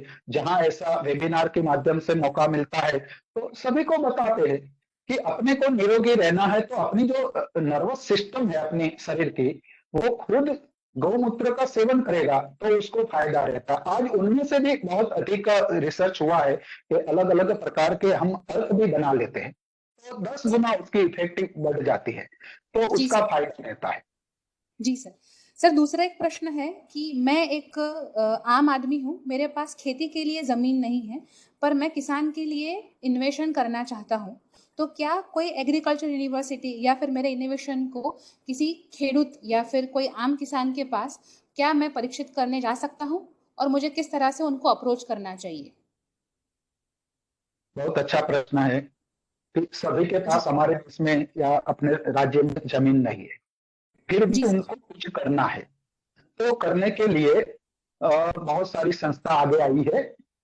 हमारे यहाँ या आनंद कृषि यूनिवर्सिटी में वो सजीव खेती का वो 7 दिन का अभ्यास वर्ग लगाते हैं, बिल्कुल फ्री ऑफ कॉस्ट रहता है। वहीं भोजन, रहना, खाना पीना सब प्रबंध वो यूनिवर्सिटी की ओर से होता है। अभी एक कोरोना काल में थोड़ा रुका हुआ है, बाद में वो शुरू भी हो जाएगा। हमारे यहाँ जैसे गोपाल भाई सुतरिया की यहाँ बंसी गिर गौशाला है, तो वहीं भी जो किसान आते हैं, ऐसे जो नवयुवान आते हैं भाई बहन, उनको भी हम ट्रेनिंग करते हैं। अंजार के पास नानी नागल पर करके मेघजी भाई हिरानी, उसकी भी एक गौशाला है, कांकरेज गाय बहुत अच्छी रखते हैं, 125 जैसी उनके पास गौवंश से। तो वहीं तो 2-3 महीने में हम एक शिविर लगाते हैं। कच्छ में दूसरा है मातापर के पास कुकमा, मनोज भाई सोलंकी के वहां हर महीने की 12, 13, 14 तारीख हम वहीं शिविर लगाते हैं सजीव खेती के बारे में भी। और पंचगव्य में से बहुत सारे, अपने को कोई बिजनेस करना है, पैसा कमाना है। आज नव युवकों को मैं आह्वान करता हूं कि बहुत सारा पैसा है अपने पास, जो हम उसके जो सिस्टम हो उसको समझ ले, उनकी थोड़ी हम प्रैक्टिस कर ले तो बहुत सारे उसका अच्छा है। हम गल्ला पेटी बनाते हैं, गोबर कुंडा बनाते हैं, फूलदानी, पेन स्टैंड, मोबाइल का स्टैंड बनाते हैं, चप्पल भी बना लेते हैं गोबर में से, दीपक, गोबर की टोपी, मोबाइल की एंटी रेडिएशन चिप, तो आज वर्तमान समय में बहुत जरूरी है। जो हमारे उपकरण हम अपने घर में लगाते हैं तो वो हमें डैमेज करता है रेडिएशन की वजह से, तो वो हमारे परिवार को डैमेज न करे, इसीलिए अपने छोटे बच्चे को, गर्भवती महिला को बहुत वो डैमेज कर लेता है। तो इसके लिए एंटी रेडिएशन चिप भी हमने बनाई है, उसकी भी हम ट्रेनिंग देते हैं। जब जब उनको जरूरत पड़े, किसान होगा तो किसान खेती बाड़ी करना है तो सीड बॉल कैसे बनाना, अच्छा सेंद्रीय खातर कैसे बनाना, तो वो भी हम सिखाते हैं। गोबर में से अभी एक कोरोना में बहुत सारा स्मशान में लकड़ी भी खुट गई थी और गीली लकड़ी से अग्निदान होता नहीं था, तो हमने बड़ौदा में प्रयोग किया। बहुत सारे स्मशान में हमने गोबर में से बनाने का आरंभ किया और वो गोबर से हमने अग्निदान देना शुरू किया। लेकिन सभी जगह उनकी जरूरत नहीं है। गाँव में तो सेंद्रीय खातर जो बनाएंगे तो 1 रुपये में से वो 4 या 5 रुपया उनमें से बनता है। वैल्यू एडिशन करने की ट्रेनिंग व्यक्ति जो लेगा तो उनमें से बहुत सारी चीजें वो बना सकता है। जी, मैं गुजरात टेक्नोलॉजिकल यूनिवर्सिटी की ओर से आपको बहुत सारा धन्यवाद देती हूँ, और आपने अपना यह अमूल्य समय हमारे साथ बिताया, उसके लिए आपका बहुत बहुत धन्यवाद। अभी मैं श्री गोपाल भाई सुतारिया को आमंत्रित करना चाहती हूँ। श्री गोपाल भाई सुतारिया बंसी गिर गौशाला के संस्थापक है अपने आध्यात्मिक गुरु गुरुजी श्री परमहंस हंसनंदन तीर्थ दंडी स्वामी के प्रभाव में वे अपने जीवन के प्रारंभ में ही राष्ट्र और मानवता की सेवा करने के लिए जीवन व्यतीत करने की इच्छा रखते थे। वयस्कता में उन्होंने मुंबई में अपने पारिवारिक व्यवसाय को सफलतापूर्वक संभाला, लेकिन उनका जो बचपन का सपना था उनको वही आगे लेकर जाना था। 2006 में उन्होंने अहमदाबाद में बंसी गिर गौशाला की स्थापना की और उन्होंने गौ माता के 18 गोत्रों के विभिन्न पहलुओं को अध्ययन किया और उन्हें अपनी गौशाला में इकट्ठित किया। आज बंसी गिर गौशाला में 700 से ज़्यादा गौ माता और गिर नंदी है। गोपाल भाई के नेतृत्व में गौशाला अपने कार्यक्षेत्र और कार्य में गोपालन में उत्कृष्टता की ओर बढ़ रही है। गोपाल भाई की गौशाला में आयुर्वेद में नए फॉर्मुलेशन विकसित कर रही है, जैविक खेती में नई प्रथाएं पेश कर रही है और प्राचीन भारतीय शिक्षा प्रणाली को पुनर्जीवित करने के लिए ठोस प्रयास कर रही है। मैं श्री गोपाल भाई से अनुरोध करती हूँ कि वे अपने पहल के बारे में हमें बताएं और अपने अनुभव से हमें साझा करें। श्री गोपाल भाई सुतरिया। जी धन्यवाद बहन। महामहिम आचार्य श्री आचार्य देवव्रत जी, माननीय वल्लभ भाई कथीरिया जी, नवीन शेठ जी माननीय जो कुलपति जी है और बिल्कुल गौ माता के प्रति काफी प्यार रखते हैं, माननीय खेर साहब, संजय भाई और तुषार, सभी मेरे भाइयों बहनों को मेरा वंदे मातरम, वंदे गौ माता। हम लोग ने पहले तो ये पर्यावरण दिन की आपको सभी को शुभकामना कि जेटीयू ने पीछे गौ लगाया और गौ अनुसंधान यूनिट जो किया उसके लिए आपको बहुत बहुत बधाई हो, शुभकामना। खास तो गाय माता के विषय में हम खुद करके किसी को बोल सकते हैं, हमने वहीं से स्टार्ट की कि उसके साइंटिफिक आधार भी हम लोग लेके जाए। जैसे गौमूत्र का एनालिसिस हमने कराया तो 5100 अंदर कंपाउंड पाए गए, उसमें से दुनिया ने 500 के नाम दिए हैं शायद, इसके अलावा नहीं। आज तक जितनी एलोपैथी निकली है, copper, manganese, sulphur, steroid, gold के पार्टिकल्स, आयुर्वेदा, तो सारा कुदरती स्वरूप में गौमूत्र के अंदर पाया गया। वैसा ही गोबर के अंदर 1200 कंपाउंड पाया गया। तो हर एक गोत्र, जैसे वेदों में वर्णन है, भाई साहब ने जो पहले वेदों का बात बताया, तो बिल्कुल मैं नवीन जी को मैं धन्यवाद कहूंगा। उसमें श्याम कपिला, श्वेत कपिला, ताम्र कपिला, सुवर्ण कपिला, ऐसे बहुत सारे बताए गए वर्णन, उसके हिसाब से हमने अलग अलग उसके गौमूत्र भी पाए गए। तो एक ही भोजन है यहाँ पे, 700 गौ माता है, लेकिन सभी को हमने पाया कि सभी के अलग। तो घनश्याम भाई ने बताई बात बिल्कुल कि गोबर गौमूत्र के विषय में, तो बिल्कुल हमने वो साइंटिफिक आधार पे, क्योंकि आज का युवा या फिर जो भी विज्ञान है वो साइंटिफिक आधार पे ही बात कर सकते हैं। तो हम पुराना तो बेस छोड़ना चाहते ही नहीं बिल्कुल, कि नया बेस भी सबको समझाना है कि समन्वय करना, तो दोनों मिलकर कैसे आगे बढ़े, विज्ञान और अध्यात्म। तो बिल्कुल हमने दोनों को रिलेट करके हमने उसके अनुसंधान में कार्य किया है और गौमूत्र को कॉन्सेंट्रेट करके कैप्सूल फॉर्म में लिखा है। जैसे हम लोग अर्क बनाते तो ये ऑपरेशन होता है, होल गौमूत्र को कॉन्सेंट्रेट किया तो उसके सारे गुण उसके अंदर मिलते हैं और हम 40 दवाइयां बनाते हैं, जीएमपी लाइसेंस के साथ इसकी फार्मेसी बनाई पूरी गौमूत्र की और ये सारी औषधि की, पंचगव्य की। तो 10 रोगों में 90% सक्सेस रेशियो के साथ काम करते हैं। कोरोना काल में 350 में हमने क्लिनिकल ट्रायल किए आईसीएमआर की गाइडलाइन के हिसाब से, एक भी डेथ नहीं था, एक भी जन को ऑक्सीजन नहीं लेके जाना पड़ा और अभी तक हजारों पेशेंट इसका लाभ लेते हैं। तो बिल्कुल सहजता से गाय कुछ कर सकती है। जैसे मैं विद्यार्थी भाइयों बहनों को मैं बताऊंगा कि कोरोना का शील्ड है 5.4 पीएच का है, ह्यूमन बॉडी 7.4 पर है और हमारी दवाइयां गौमूत्र आधारित है, वो 8 से 12.5 पीएच के बीच। तो जैसे शरीर में जाता अल्कलाइन होने होता है और अपने आप सारी कॉलोनी उसकी ब्रेक होने लगती है। जैसे गिलोई, गिलोई सबको पता ही है, तो गौमूत्र के अंदर हमने कॉन्सेंट्रेट करके इसको मर्दन किया, जो आयुर्वेद में वर्णन है। मर्दन करते तो नैनो फॉर्म में वो चला जाता है और पोटेंसीफाई हो जाता है, तो बुखार का भी काम करता है, बॉडी अल्कलाइन भी करता है। तो ऐसे कॉम्बिनेशन से इतने सुंदर परिणाम मिले। तो औषधि के अंदर हमने बिल्कुल काम किया, घी के अंदर काम किए है। तो मैं ये थोड़ा इसलिए बता कि आप विद्यार्थी गण को कभी भी है, हम बहुत नजदीक है, तो बिल्कुल मैं पूरे यूनिवर्सिटी को आमंत्रित करता हूँ, कभी भी आपको जब भी अनुकूल सब बारी बारी आ सकते, जैसे कोरोना काल खत्म होता है। और जो घनश्याम भाई ने बताया खेती, तो हमारे देश के लिए खेती बहुत इंपॉर्टेंट है कि जैसे हम लोग उसमें देखते थे कि किस प्रकार हमारे पूर्वज दुनिया में श्रेष्ठ रहे। हमने जब से केमिकल लेके आगे बहुत बड़े प्रश्न हो गए इसके अंदर, तो पाया कि 20 साल पहले 1 ग्राम मिट्टी में 4 करोड़ बैक्टीरिया था। डायरेक्ट पौधा भोजन नहीं ले सकता, तो ये बैक्टीरिया उसको भोजन खिलाते। तो आज वो छिड़काव से, यूरिया डीएपी के छिड़काव से वो 10-20% भी नहीं बचे। तो हम लोगों ने पंचगव्य में से एक्सट्रैक्ट करके और 21 औषधि में समन्वय करके एक बैक्टीरिया तैयार किया, उसका नाम है गौ कृपा अमृतम।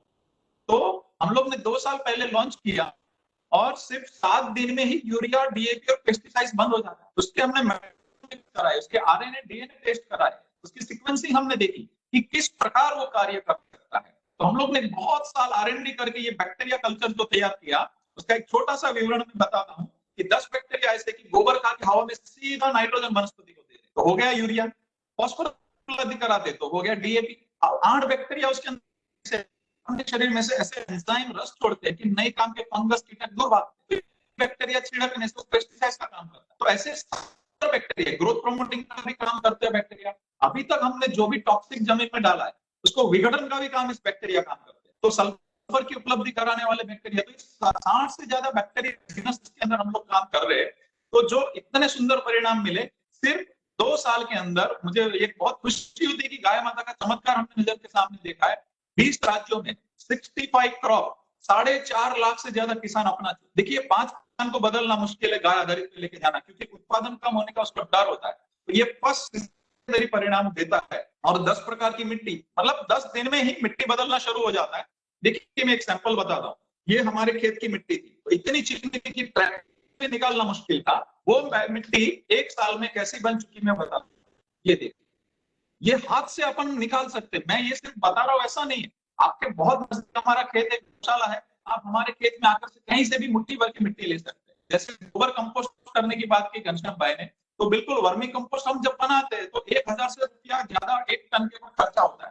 तो हमने यही बैक्टीरिया कल्चर के अंदर 6 बैक्टीरिया ऐसे जो कंपोस्टिंग का काम करते हैं। तो 1 टन गोबर के अंदर ये सिर्फ 50 लीटर बैक्टीरिया छिड़क दिया, तो देखिए ये गोबर बन चुका है। तो ये कंपोस्ट कितने रुपए में हो? सिर्फ 5 रुपए में। ये बैक्टीरिया हम फ्री बांटते हैं और ये बनाने की विधि भी किसान को फ्री समझा देते हैं। 1 लीटर की बोतल हम फ्री देते हैं, उसका प्रशिक्षण होता है 4 घंटे का। 4 घंटे में 15 साल का बच्चा भी खेती कर सकता है, उतना सिंप्लीफाई हमने किया है। तो होता क्या है कि ये लीटर की बोतल दी, किसान 200 लीटर पानी में डालता है, 2 लीटर छाछ और 2 किलो गुड़ डालता है, वो 1 का 200 बन जाता है। उपयोग करते करते 10 लीटर हो गया, वापिस 200 लीटर पानी और गुड़ छाछ डाला, वापिस 200। अगर आपने बनाया 200, उसमें से किसी मित्र ने अंदर पानी लेकर के 1 लीटर बोतल डाला, उसका भी 200 हो जाएगा, गुड़ छाछ डालेंगे। तो ये सादी भाषा में बोलो तो जामन हो गया। जामन कभी खत्म होता है क्या? और सबसे बड़ी बात है 1% से ज्यादा इसके अंदर पैथोजन कभी बढ़ता ही नहीं। तो ये सबसे बड़ा मास्टर स्ट्रोक गाय माता ने दिया है कि बहुत अच्छे गुड बैक्टीरिया की कॉलोनी बढ़ेगी और बड़े प्रमाण में भारत में एक बहुत बड़ा कार्य होगा कि 2 एकड़ में से 5 एकड़ का उत्पादन सात्विक तरीके से कैसे लिया जा सकता है, उसके अपने काम किए। तो माननीय राज्यपाल जी भी बहुत अच्छे से खेती कृषि के अंदर ये भावपूर्वक कार्य कर रहे थे। मैं वंदन करूंगा क्योंकि पहले ऐसे राज्यपाल मिले जो ऐसा कार्य कर रहे हैं। और जीटीयू को मैं बहुत धन्यवाद कहूंगा कि ये गाय के अनुसंधान में कार्य कर रहे हैं। तो हम बहुत दिल से आपके साथ में हैं और मिलकर हम कार्य करेंगे। तो गोबर, गौमूत्र, यहाँ पे बहुत सारे हम लोग एनालिसिस कर रहे हैं। तो यहाँ से 300 से ज्यादा साइंटिस्ट भी जुड़े हुए हैं, 350 से ज्यादा आयुर्वेद आचार्य अपने साथ जुड़े हुए। तो बहुत पूरे भारत भर में 20 राज्यों में हम अभी है। तो हमारा टारगेट है 3 साल में हम पूरे भारत में। तो जो स्टूडेंट, जो भाई साहब हमें सुन रहे, बहन सुन रहे, तो विनती है कि आइए इस मुहिम में हम लोग सब लोग मिलके जाएंगे और भारत का नव निर्माण करेंगे। सिंपल एक बात करके मैं पूर्ण करता हूँ कि भारत का यूरिया, डीएपी और पेस्टिसाइड का खर्चा कितना है पता है आपको? 7 लाख करोड़ का है पेस्टिसाइड। यूरिया 3 लाख करोड़ से ज्यादा, टोटल 14 से 15 लाख करोड़ हर साल किसान और सरकार की जेब में से कंपनियों में, वो सारा इस बैक्टीरिया से फ्री हो सकता है। और ये सारा पैसा किसान के घर पे बचेगा। और ये बैक्टीरिया हम लोग ने सीधा बिल बना दिया, मैंने और छोटे भाई ने, कि ये पूरे भारत के गाय और किसान का रहेगा, ना हमारी अगली पीढ़ी का राइट्स रहेगा, ना किसी का भी रहेगा। तो बिल्कुल ऐसे इनोवेशन बहुत सारे आप स्टूडेंट कर सकते हैं इस माध्यम से, और हम सारे इनोवेशन में आपके साथ है। आज तक हमें जो तकलीफ आई वो आपको ना आए, तो सब लोग मिलकर बहुत बड़ा कुछ नया कार्य कर सकते हैं।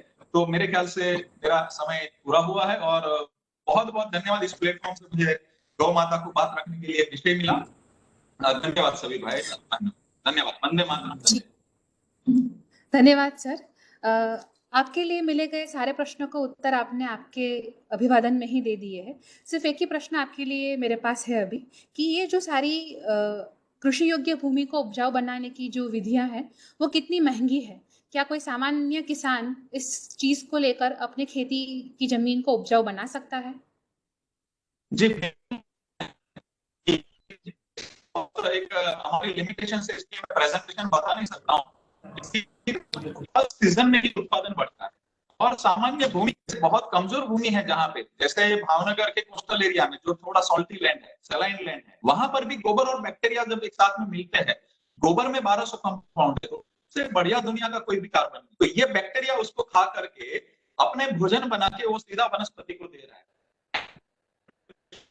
और जमीन को पोर बना, तो 10 दिन के अंदर ये से वर्मी पैदा होते हैं, केचुए पैदा होते हैं, जो अड़से हम बोलते हैं गुजराती के अंदर। तो एक केचुए को अच्छा वेदर मिलता है तो एक साल में 8.25 लाख टन, तो पूरी जमीन दोनों मिलकर पोरस बन जाती है। तो पर्यावरण दिन में और एक शुभ आपको बात बताना चाहता हूँ कि पूरी जमीन इतनी पोरस बन जाती है कि अभी क्या होता है कि यूरिया डालते हैं तो बारिश का पानी ऊपर चला जाता है, अंदर नहीं उतरता है, परत बना चुका होता है। तो क्या होता है कि ये पूरी जमीन पोरस हो गई तो सारा पानी निकलता है, पानी खारा पानी जमीन के नीचे आ रहा है क्योंकि ऊपर बारिश का पानी नीचे जा रहा है। तो ये बैक्टीरिया छिड़कने से सारी जमीन पोरस हो जाती है, स्तर अपने आप ऊपर आएगा। तो पूरे विश्व का जल का समाधान गाय माता ने ही दिया है। और कोई भी जमीन हो दुनिया की, अभी तक हम लोग ने 10 प्रकार की मिट्टी, काली मिट्टी, चिकनी मिट्टी, रेतीली, सैलाइन, सॉल्टी लैंड, सभी प्रकार से हम लोग को परिणाम मिला है। और ये 2 साल में ही इतनी बड़ी मात्रा में किसान, सिर्फ कर्नाटक अकेले में 1.5 लाख से ज्यादा किसान है और ये हम बिल्कुल फ्री देते हैं।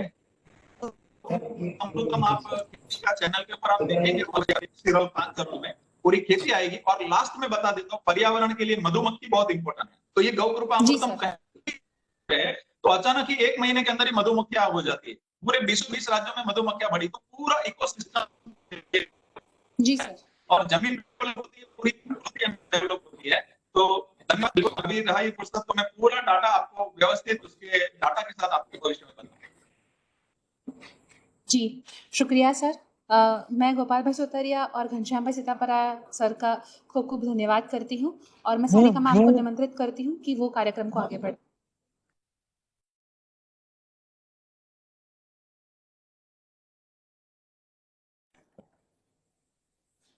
कार्यक्रम को आगे बढ़ाते हुए आइए अब आपका परिचय हमारे विशिष्ट अतिथि महोदय से करवाती हूँ। आज हम सबके बीच डॉक्टर वल्लभ भाई कथेरिया उपस्थित हैं, जो सौराष्ट्र में एक प्रसिद्ध कैंसर सर्जन हैं। उन्होंने MBBS और MS degree BJ medical college Ahmedabad Gujarat विश्वविद्यालय से और LLB की डिग्री सौराष्ट्र विश्वविद्यालय राजकोट से प्राप्त की। डॉक्टर कथेरिया हमेशा साफ सुथरी, निष्पक्ष और निर्भीक छवि के राजनेता और सामाजिक कार्यकर्ता के रूप में जाने जाते हैं। वो अपने उत्कृष्ट सेवाओं के माध्यम से 100 से अधिक गैर सरकारी प्रतिष्ठानों और सामाजिक संगठनों के साथ सेवारत रहे हैं। 2019 में उनको भारत सरकार के पशुपालन और डेयरी विभाग के तहत स्थापित सरकारी निकाय राष्ट्रीय कामधेनु आयोग का अध्यक्ष बनाया गया। डॉक्टर कथेरिया ने बड़े संघर्षों के साथ वाटर हार्वेस्टिंग, पर्यावरण संरक्षण, ग्रामीण विकास और गौ सेवा के क्षेत्र में कई उपलब्धियां हासिल की हैं। उन्हें उल्लेखनीय योगदान के लिए अनगिनत राष्ट्रीय और अंतर्राष्ट्रीय पुरस्कारों से अलंकृत किया जा चुका है।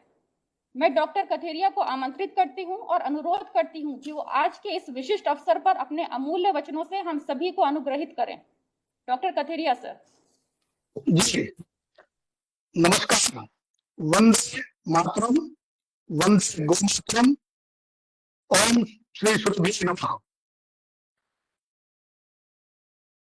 GTU के आज के JU गौ अनुसंधान सेंटर के उद्घाटन कार्यक्रम में हमारे बीच उपस्थित हमारे परम आदरणीय गवर्नर आदरणीय श्री आचार्य देवव्रत जी, very pious human being. First he is farmer and then philosopher and then inspired to all of us. He is motivator for all of us. ऐसे हमारे आदरणीय गवर्नर श्री आचार्य देवव्रत जी आज हमारे बीच में हैं। श्री नवीन भाई सेठ यूनिवर्सिटी के vice chancellor, a man of firm conviction, dedication and devotion, very hardworking and sincere. मैंने जो देखा है कि ये जैसा ड्यूटी जैसा is very sincere to it.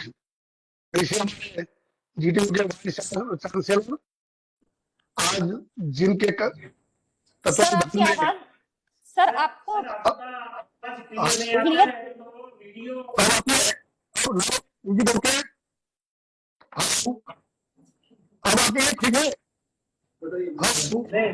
नहीं सर, नहीं सर, सर वीडियो ऑफ कीजिए। सर वीडियो ऑफ कीजिए। वो आवाज खड़ा है आपका, ठीक नहीं है। ओके, वीडियो बंद कर दूं। जी, अब ठीक है। हेलो सर बहुत ज्यादा क्लियर नहीं है। मैं अभी शुरू करता हूँ, शायद आपको ठीक हो जाएगा। हेलो, यहाँ वाईफाई भी ठीक है, everything is okay. Audio clear नहीं है। सर आपकी आवाज, सर अभी आपकी आवाज अब आ हम रही तक, है? जी अब ठीक जी है? जी अब पहले से बेहतर है। अच्छी आई आवाज, जी बोलिए। हमारे जी सर। वाइस चांसलर आदरणीय श्री डॉक्टर नवीन भाई सेठ, जिनके नेतृत्व में GTU spell and bound progress कर रही है, डे बाय डे नए नए इनोवेशन, नए नए स्कीम्स, नए नए प्रोजेक्ट लेकर के। साथ में हमारे बीच उपस्थित हमको जिनको अभी जिनका दोनों का मार्गदर्शन मिला, ऐसे हमारे गोपाल भाई सुत्रिया जी और घनश्याम भाई सिताबरा जी, यूनिवर्सिटी के वाइस चांसलर रजिस्ट्रार आदरणीय श्री के एन खेर साहब, डायरेक्टर जीआईएससी संजय चौहान जी, तुषार पंचाल जी, और इस वर्चुअल माध्यम से जो हमारा फंक्शन उसमें जुड़े हुए पूरे, वैसे तो गुजरात की सभी, I have come to know that more than 520 colleges or institutions are attached with GTU. उनके सभी के डीन, प्रिंसिपल, प्रोफेसर्स, टीचिंग और नॉन टीचिंग स्टाफ और पूरे देश से अलग अलग जुड़े हुए टेक्नोक्रेट और साइंटिस्ट, और last but not the least all the students, dear students, जो हमारे जेन नेक्स्ट है, जिनके लिए आज का ये कार्यक्रम हमने रखा है। आप सबका मैं हृदय से स्वागत करता हूं। आज योगानुयोग हमारे राष्ट्रीय स्वयंसेवक संघ के द्वितीय सरसंचालक श्री माधवराव सदाशिवराव गोलवलकर, जिनको हम गुरु जी के नाम से बोलते हैं, उनका जन्मदिन है, और वो हमारे मेंटर रहे। राष्ट्राय स्वाहा इदम न मम, इनका जो हमें मंत्र दिया, ऐसी दिव्य चेतना को आज मैं वंदन करके मेरी बात शुरू करता हूं। आज विश्व पर्यावरण दिन है। आगे जैसे बताया गया, भूमि के लिए माता भूमि ही पुत्रो अहम पृथ्व्याः, ऐसे हम पृथ्वी माता और जिनके लिए हम आज यहाँ एकत्र हुए, ऐसी गौ माता, दोनों को वंदन करते हुए मैं मेरी बात रखूंगा। Really I am very much pleased, really I am very much pleased के इतने सालों के बाद हमारा जो सपना था, एक हमने संस्था संयोजा था। I will tell you that when I was the chairman of Gau Seva Ayog Gujarat, one of our Mahasati ji, Sri Dev Rakshita ji, he came to me and she was doing wonderful research on cow. She told me that, sir, I want to do PhD in cow. और उसमें से मुझे एक flare up हुआ idea कि बात तो सही है, though she was going to do PhD इन गौ इन वेदा, लेकिन मुझे लगा कि अभी जो प्रश्न भी आया था और आदरणीय घनश्याम भाई सिताबरा ने जवाब भी दिया कि कैसे हम जन जन तक गौ माता का महात्म्य, उनका importance, scientific, environmental, economical, cow based agriculture, और आजकल कोरोना काल में हेल्थ ऑल्सो, इनमें सब में कैसे जन जन तक पहुंचाया जाए। और उसके लिए I remember कि in early 1990s I started one GPSC center in Saurashtra University. So similarly I thought, why not we should start such type of study center, such type of chair or research center in other all the universities. May it may be science related, agriculture, or may not be, maybe arts, commerce, any faculty. और उसमें से जो idea flourish हुआ और उनके कारण हमने ये विचार अपनी मिनिस्ट्री में राष्ट्रीय कामधेनु आयोग के माध्यम से रखा।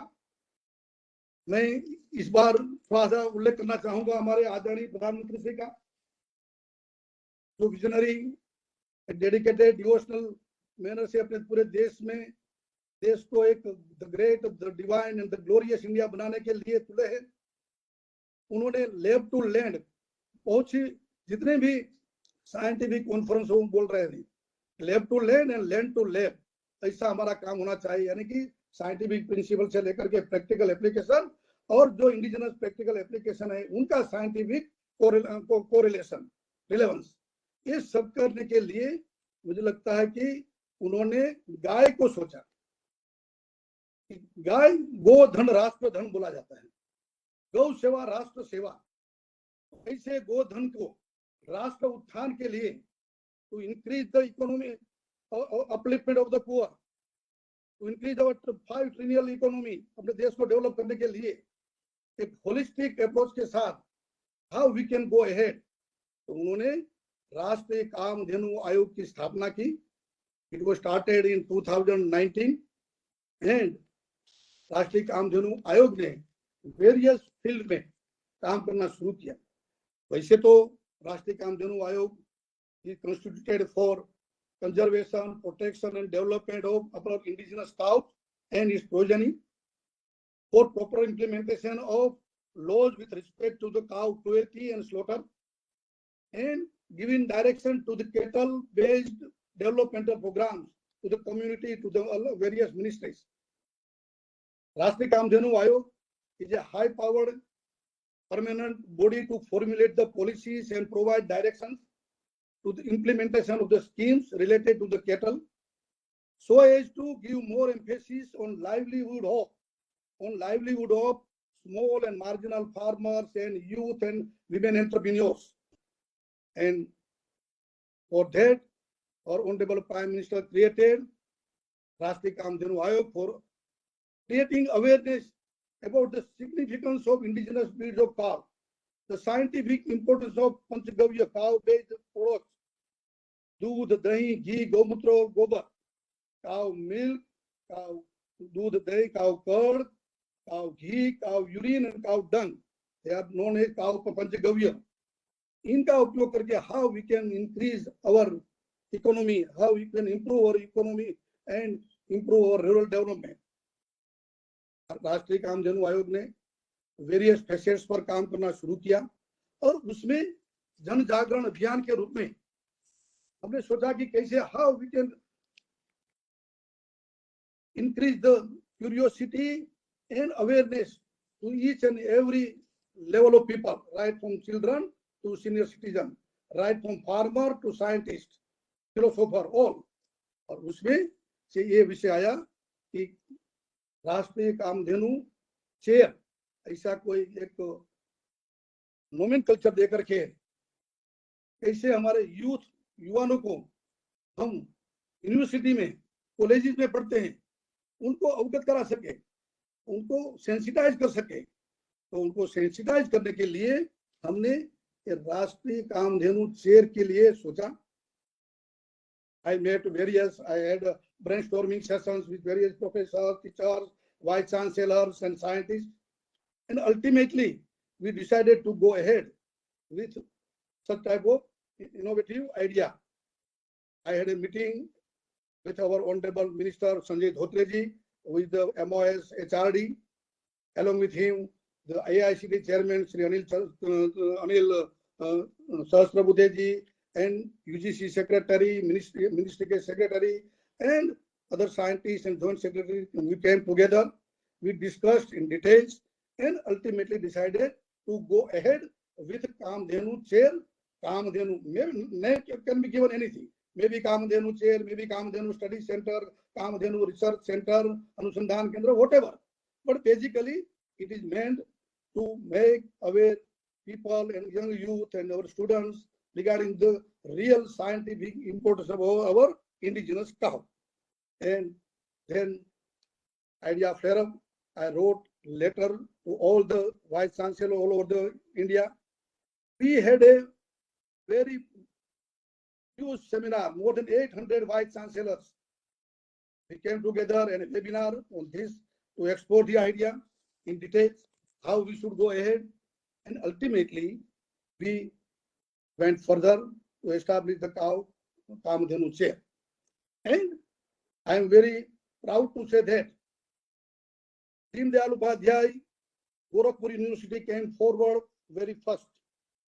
So I had interacted with more than 100 vice chancellors, and they sent me the letter that we will start our Kamdhenu chair in our university. But he was the first person, Dr. Professor Rajesh Singh. He inaugurated Kamdhenu chair, Kamdhenu Rural Development Center in Gorakhpur University. Our Honorable Anandiben Patel, Governor of Uttar Pradesh, she inaugurated the chair. And at that time, during this conference, it was an international conference on Deen Dayal Upadhyay's integral humanism, एकात्म मानववाद, और उसमें हमने 4 session continuous लगातार 3-3 घंटे के regarding the various facets of cow discuss किए. And then our Naveen Bhai said, called open a meeting of Gujarat University or Gujarat Vice Chancellor of all Gujarat. तो वहाँ के हम गांधीनगर की मीटिंग में भी हमारी चर्चा हुई इसके बारे में. And I am very happy today. I am seeing the scene. GTU has started, and it is the first university in Gujarat. You have really done great job. I am really very much happy, really very much delighted and overwhelmed because of your such type of initiative. Friends, ultimately, I will tell you that I am not going to go detail in what are the objectives of the Kamdhenu chair. Basically, Kamdhenu chair will work to organize the talks, workshops, seminars, research, creating short or full-time courses, and to create entrepreneurship and employment opportunities for our Gen Next. Though it's a technological university, but I know that along with the whole engineering college, all pharmacy colleges, all diploma technical colleges, all other architect colleges, and MC and MBA colleges are there under your roof. So all will have to play their role in cow-based economy. There are various facets of cow which can be explored till now. They have remained unexplored. So by Kamdhenu chair, we will make the awareness program to sensitize our youth about the animal husbandry on modern scientific lines, correlating indigenous knowledge and science, along with the taking steps for preserving and improving our indigenous breeds and prohibiting slaughter and of the cow and calf. To sensitize for the research purpose also. See, many our Vedas, in Sushruta Samhita, it is written, but so-called scientists, they don't believe us, and they tell us that you are pseudo-scientists. But we are giving the challenge that in this research unit, Anusandhan Kendra ke madhyam se, we will do research and we will make sure that all these the things which are written in our Vedas or Sushruta Samhita, they are correct and they are really scientific. They have scientific base, and that is the main function. Will be the main function of our research unit. Really, I am very much happy. And then to transmit this scientific knowledge with application of improved technology and management practices to the lowest data of our farmer or our society in each and every corner of the state, with coordination and cooperation of the farmers and scientists and teachers, professors, and whatnot, with all. So to achieve these objectives, Rashtriya Kamdhenu Ayog is working, will definitely help in establishing this Kamdhenu chair for scientific, economical, environmental, and spiritual importance of the cow. I am not discussing this whole detail, but our Prime Minister's idea of New India, many a time he says, our India, startup India, clean India, green India, healthy India, digital India, all can be fulfilled by cow-centric economy, cow-centric social ecosystem development. So I think startup, make in India, all concepts will be considered in our this Kamdhenu chair, Kamdhenu Gau Anusandhan Kendra afterwards. I am really very happy to say that when I remember, I remind one Chinese proverb. उसने कहा कि if you are thinking of 1 year, sow the seed. यानी कि आपको crop मिलेगा, अनाज मिलेगा, दाना मिलेगा. If you are thinking of 10 years, then you go for the plantation of trees. But if you are thinking of 100 years, then you educate your children. And this is the best platform, Gujarat Technological University, where you are going to educate, going to sensitize the lakhs of students, youth, women, as an entrepreneur. The area which is unexplored, untapped till today, it's a huge cow-based industry, cow-based entrepreneurship, huge, right from breeding, right from milk marketing, milk processing, then Panchgavya medicine, pharmaceuticals, biopesticide, biofertilizer formation, biofuel, biogas, bioengineering, electricity, eco-village development, Kamdhenu Nagar, then livestock technological park, where you can manufacture, you can innovate various equipment, laboratory equipment, solutions, whatnot. So these are all the areas where Gujarat Technological University can contribute by this Gau Anusandhan Kendra. You can give tasks to various colleges, various institutes, that you go for the research, you go for the practical application. You can have MOU with various in field also, with Gausalas also, with research institute, and you can contribute a lot for the research also. Friends, last but not the least, really, I will tell you that Bharat की संस्कृति गौ संस्कृति है. भारत गौ, गंगा, गीता, गायत्री और गोविंद का देश है. आने वाले दिनों में ये कोरोना काल के बाद तो तय हो गया है यदि if we will not live with the nature, living in harmony with nature, with all creatures, यानी कि plant kingdom, animal kingdom, human kingdom, और हमारे पंच महाभूत, जल महाभूत, जल, वायु, पृथ्वी, अग्नि और आकाश. तो जल का, वायु का और भूत और जमीन का, ये तीनों का आज पर्यावरण जिनके पवित्र दिन पर स्मरण करके ये तीनों को यदि हमें शुद्ध करना है, ये तीनों को हमें पवित्र रखना है, हम इकोलॉजिकल बैलेंस रखना चाहते हैं. If you want to keep equilibrium with all 5 elements, then we will have to consider our mother cow. मातरः सर्वभूतानां गावः सर्वसुखप्रदाः. ये कोई सर्वसुखप्रदा केवल श्लोक नहीं है. सर्व सुख देने वाली, welfare of all, mother of universe, not of India, not of Hindu only, it's mother of universe. ऐसी गौ माता के शरण में जाकर के ही हम देश की प्रगति कर सकते हैं, देश को डेवलप कर सकते हैं, अपने देश को आत्मनिर्भर कर सकते हैं. मैं तो वहां तक कहता हूं, all the 17 sustainable development goals of United Nations can be fulfilled, can be accomplished by cow-centric environment, cow-centric eco-development, and that we can prove that all we can have various projects, various schemes, various innovations, and we can develop our country as a सुखी, हमारे देश को हम सुखी, समृद्ध, संपन्न, हमारे देश को शिक्षित, एक सुरक्षित, स्वस्थ रखना चाहते हैं, सशक्त बनाना चाहते हैं. यदि हम देश को स्वावलंबी और स्वदेशी और संस्कारी बनाना चाहते हैं तो गाय के माध्यम से ही होगा. ये मेरा कन्विक्शन है. I am a cancer surgeon and मैंने जो रीडिंग किया है संतों साधु से लेकर के छोटे मोटे अपने किसान को मिला, उनके बाद में कहता हूं कि we will have to consider our mother cow as our centre of the economy and social environment. तो ज्यादा नहीं कहते हुए हम सब आइए दृढ़ संकल्प करें आज के दिन कि गाय को समझने का समय आया है, एक्सप्लोर करने का साइंस का समय आया है. It is need of our, कहते हैं ना कि ब्लेसिंग इन डिस्गाइज. अभी समय आया है आफ्टर कोरोना कि जो सही है उनको सही तरीके से प्रेजेंट करो, साइंटिफिक मॉडर्न टेक्नोलॉजी के साथ प्रेजेंट करो. और उसमें हमारी गुजरात टेक्नोलॉजिकल यूनिवर्सिटी ने जो एक कदम रखा है, I am very much glad, very much happy. जो इग्नोरेंस है गाय के बारे में, जो एक स्टिग्मा है, कहीं एनोयंस है, कहीं डिस्प्लेजर है, ये सब हमें रिमूव करना है.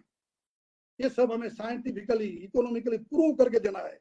और इसके लिए ये अनुसंधान केंद्र आगे आने वाले दिनों में और आगे बढ़ करके हमें बहुत कुछ काम करने की आवश्यकता है.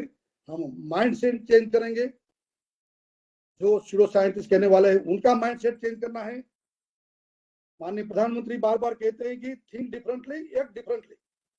फ्रेंड, समझ आया है हमारी साइंटिफिक इंटेलेक्चुअल कम्युनिटी के लिए कि हमें कहीं डिफरेंट थिंकिंग के साथ रेजिस्टेंस आएगा, टीचिंग ट्रबल भी आएगी, we will have some burden like feeling also, but ultimately a will find a way. आइए हम सब एक एस्टैब्लिश करके करें कि गाय के बारे में जो पायस है, जो एक अद्भुत अमूल्य अतुल्य आत्मा है, it's a great soul, it's not just a animal.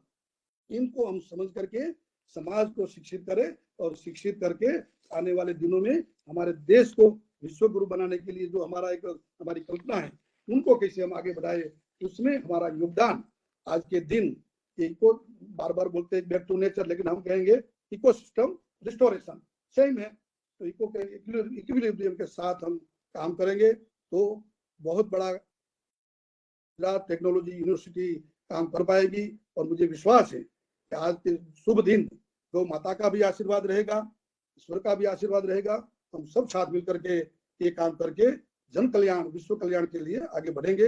अंत में मैं एक अपना जो गाय का गीत है वो बोलकर एक उनकी पंक्ति बोल करके मेरी बात समाप्त करूंगा।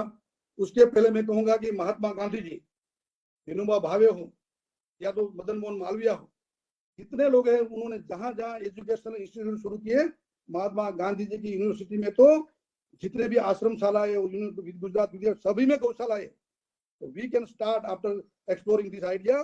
गौशाला होलिस्टिक यूनिट, एक इंटीग्रेटेड यूनिट, एक जो कहते हैं ऑल इंक्लूसिव यूनिट, ऐसा यूनिट भी स्टार्ट करके प्रैक्टिकल एप्लीकेशन के लिए भी हम बाद में आगे बढ़े पाएंगे। तो मैं अपनी बात खत्म करूंगा कि नई सदी का संख बज गया है, अपना फर्ज निभाना है, गो पालन गो संवर्धन करके उन्नत राष्ट्र बनाना है।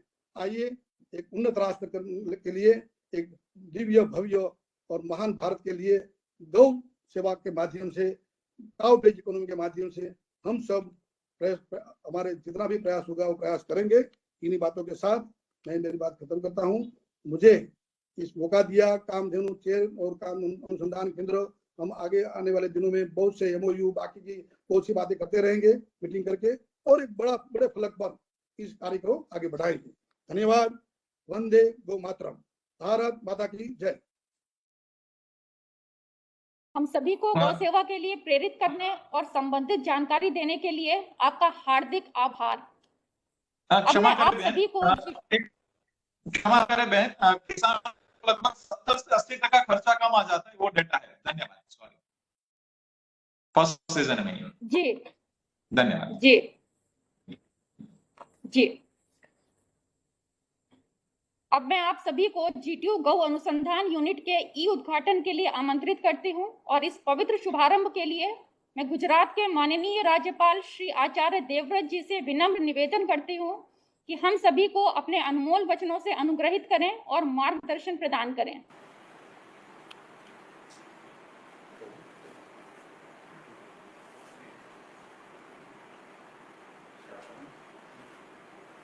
आदरणीय श्री नवीन सेठ जी, कुलपति गुजरात टेक्नोलॉजिकल यूनिवर्सिटी एवं अन्य सभी अधिकारीगण, कर्मचारीगण, देवी और सज्जन, गुजरात टेक्नोलॉजिकल यूनिवर्सिटी GTU के कामधेनु चेयर के उद्घाटन समारोह में वर्चुअल माध्यम से उपस्थित होकर मुझे आज अपार प्रसन्नता है। मुझे जानकर प्रसन्नता हुई कि GTU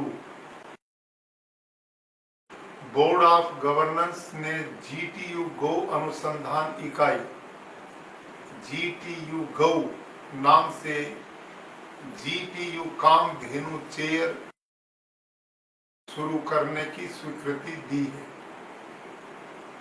GTU गौ का लक्ष्य गौ आधारित क्षेत्रों में उद्यमिता, आजीविका एवं रोजगार के अवसर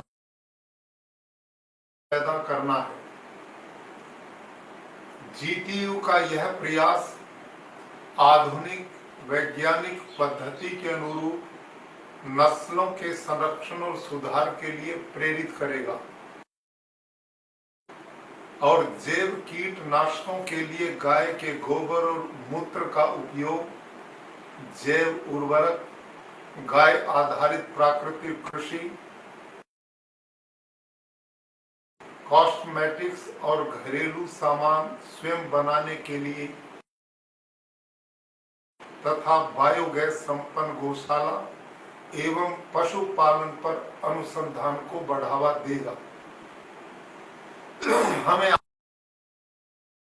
आशा है कि जीटीयू गौ कामधेनु चेयर द्वारा आयोजित किए जाने वाले विभिन्न कार्यक्रमों के माध्यम से स्वदेशी गाय के वैज्ञानिक, आर्थिक, पर्यावरणीय एवं आध्यात्मिक महत्व के विषय में युवाओं में नवीन विचारों को संवेदनशील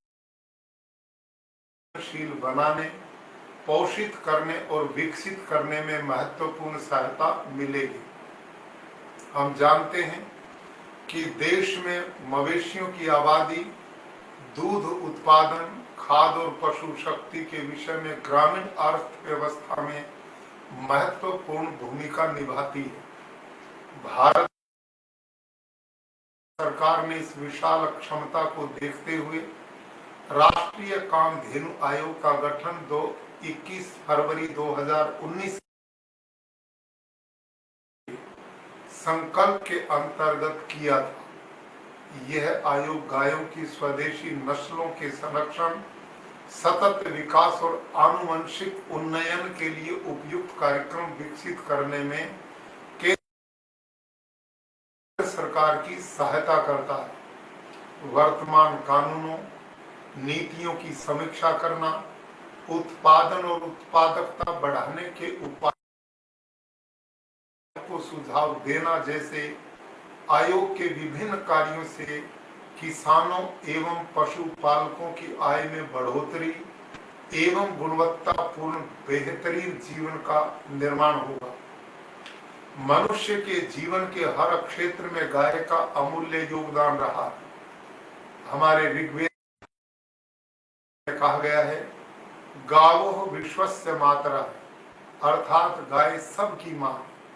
यदि हम संसार के सभी पशुओं की गणना कर उनसे मनुष्य जीवन में होने वाले लाभों की दृष्टि से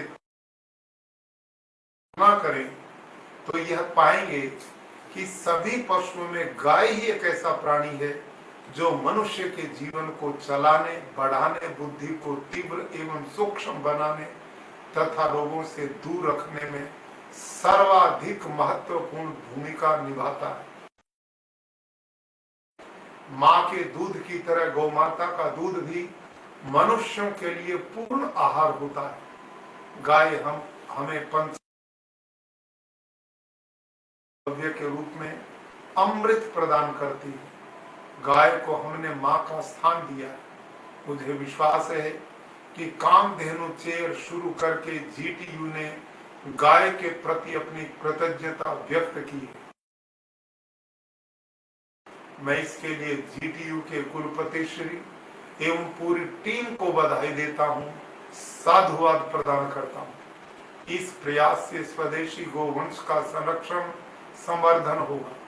गौ माता के आशीर्वाद से पशुपालकों की आय बढ़ेगी एवं गुणवत्तापूर्ण बेहतर जीवन भी मिलेगा। धन्यवाद। जय हिंद। गुजरात राज्य के माननीय राज्यपाल और कार्यक्रम के मुख्य अतिथि श्री आचार्य देवव्रत जी के शुभेच्छा संदेश के लिए जीटीयू परिवार उनको कोटि कोटि नमन करता है। अब मैं तुषार पंचाल सीईओ जीआईएससी से धन्यवाद प्रस्ताव प्रस्तुत करने का आग्रह करती हूँ।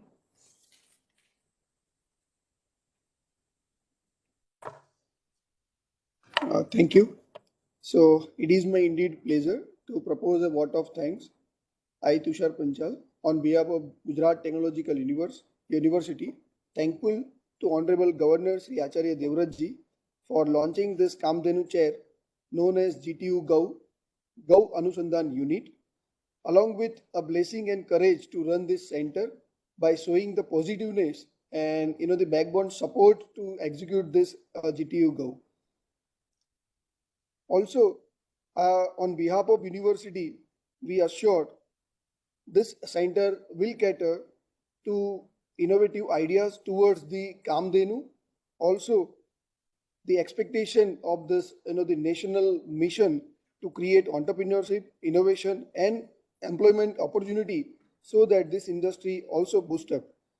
And with this being technological university, we also chip into this technocrats towards this, making the e-Gausalas, or maybe the various aspects how technology can be useful for making a Kamdenu more towards the successful or making or contribution to the Indian economy.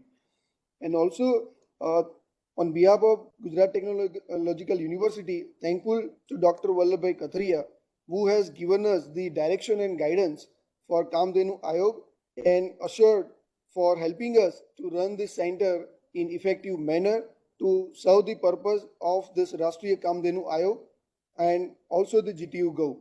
And also, as per your suggestion, we will work towards the creating cow-based industry, cow-based entrepreneurship and equal opportunity for this Kamdenu industry.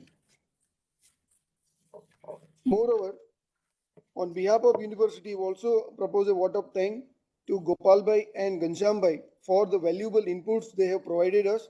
They both are, fully loaded with the knowledge because they have served the industry since many years.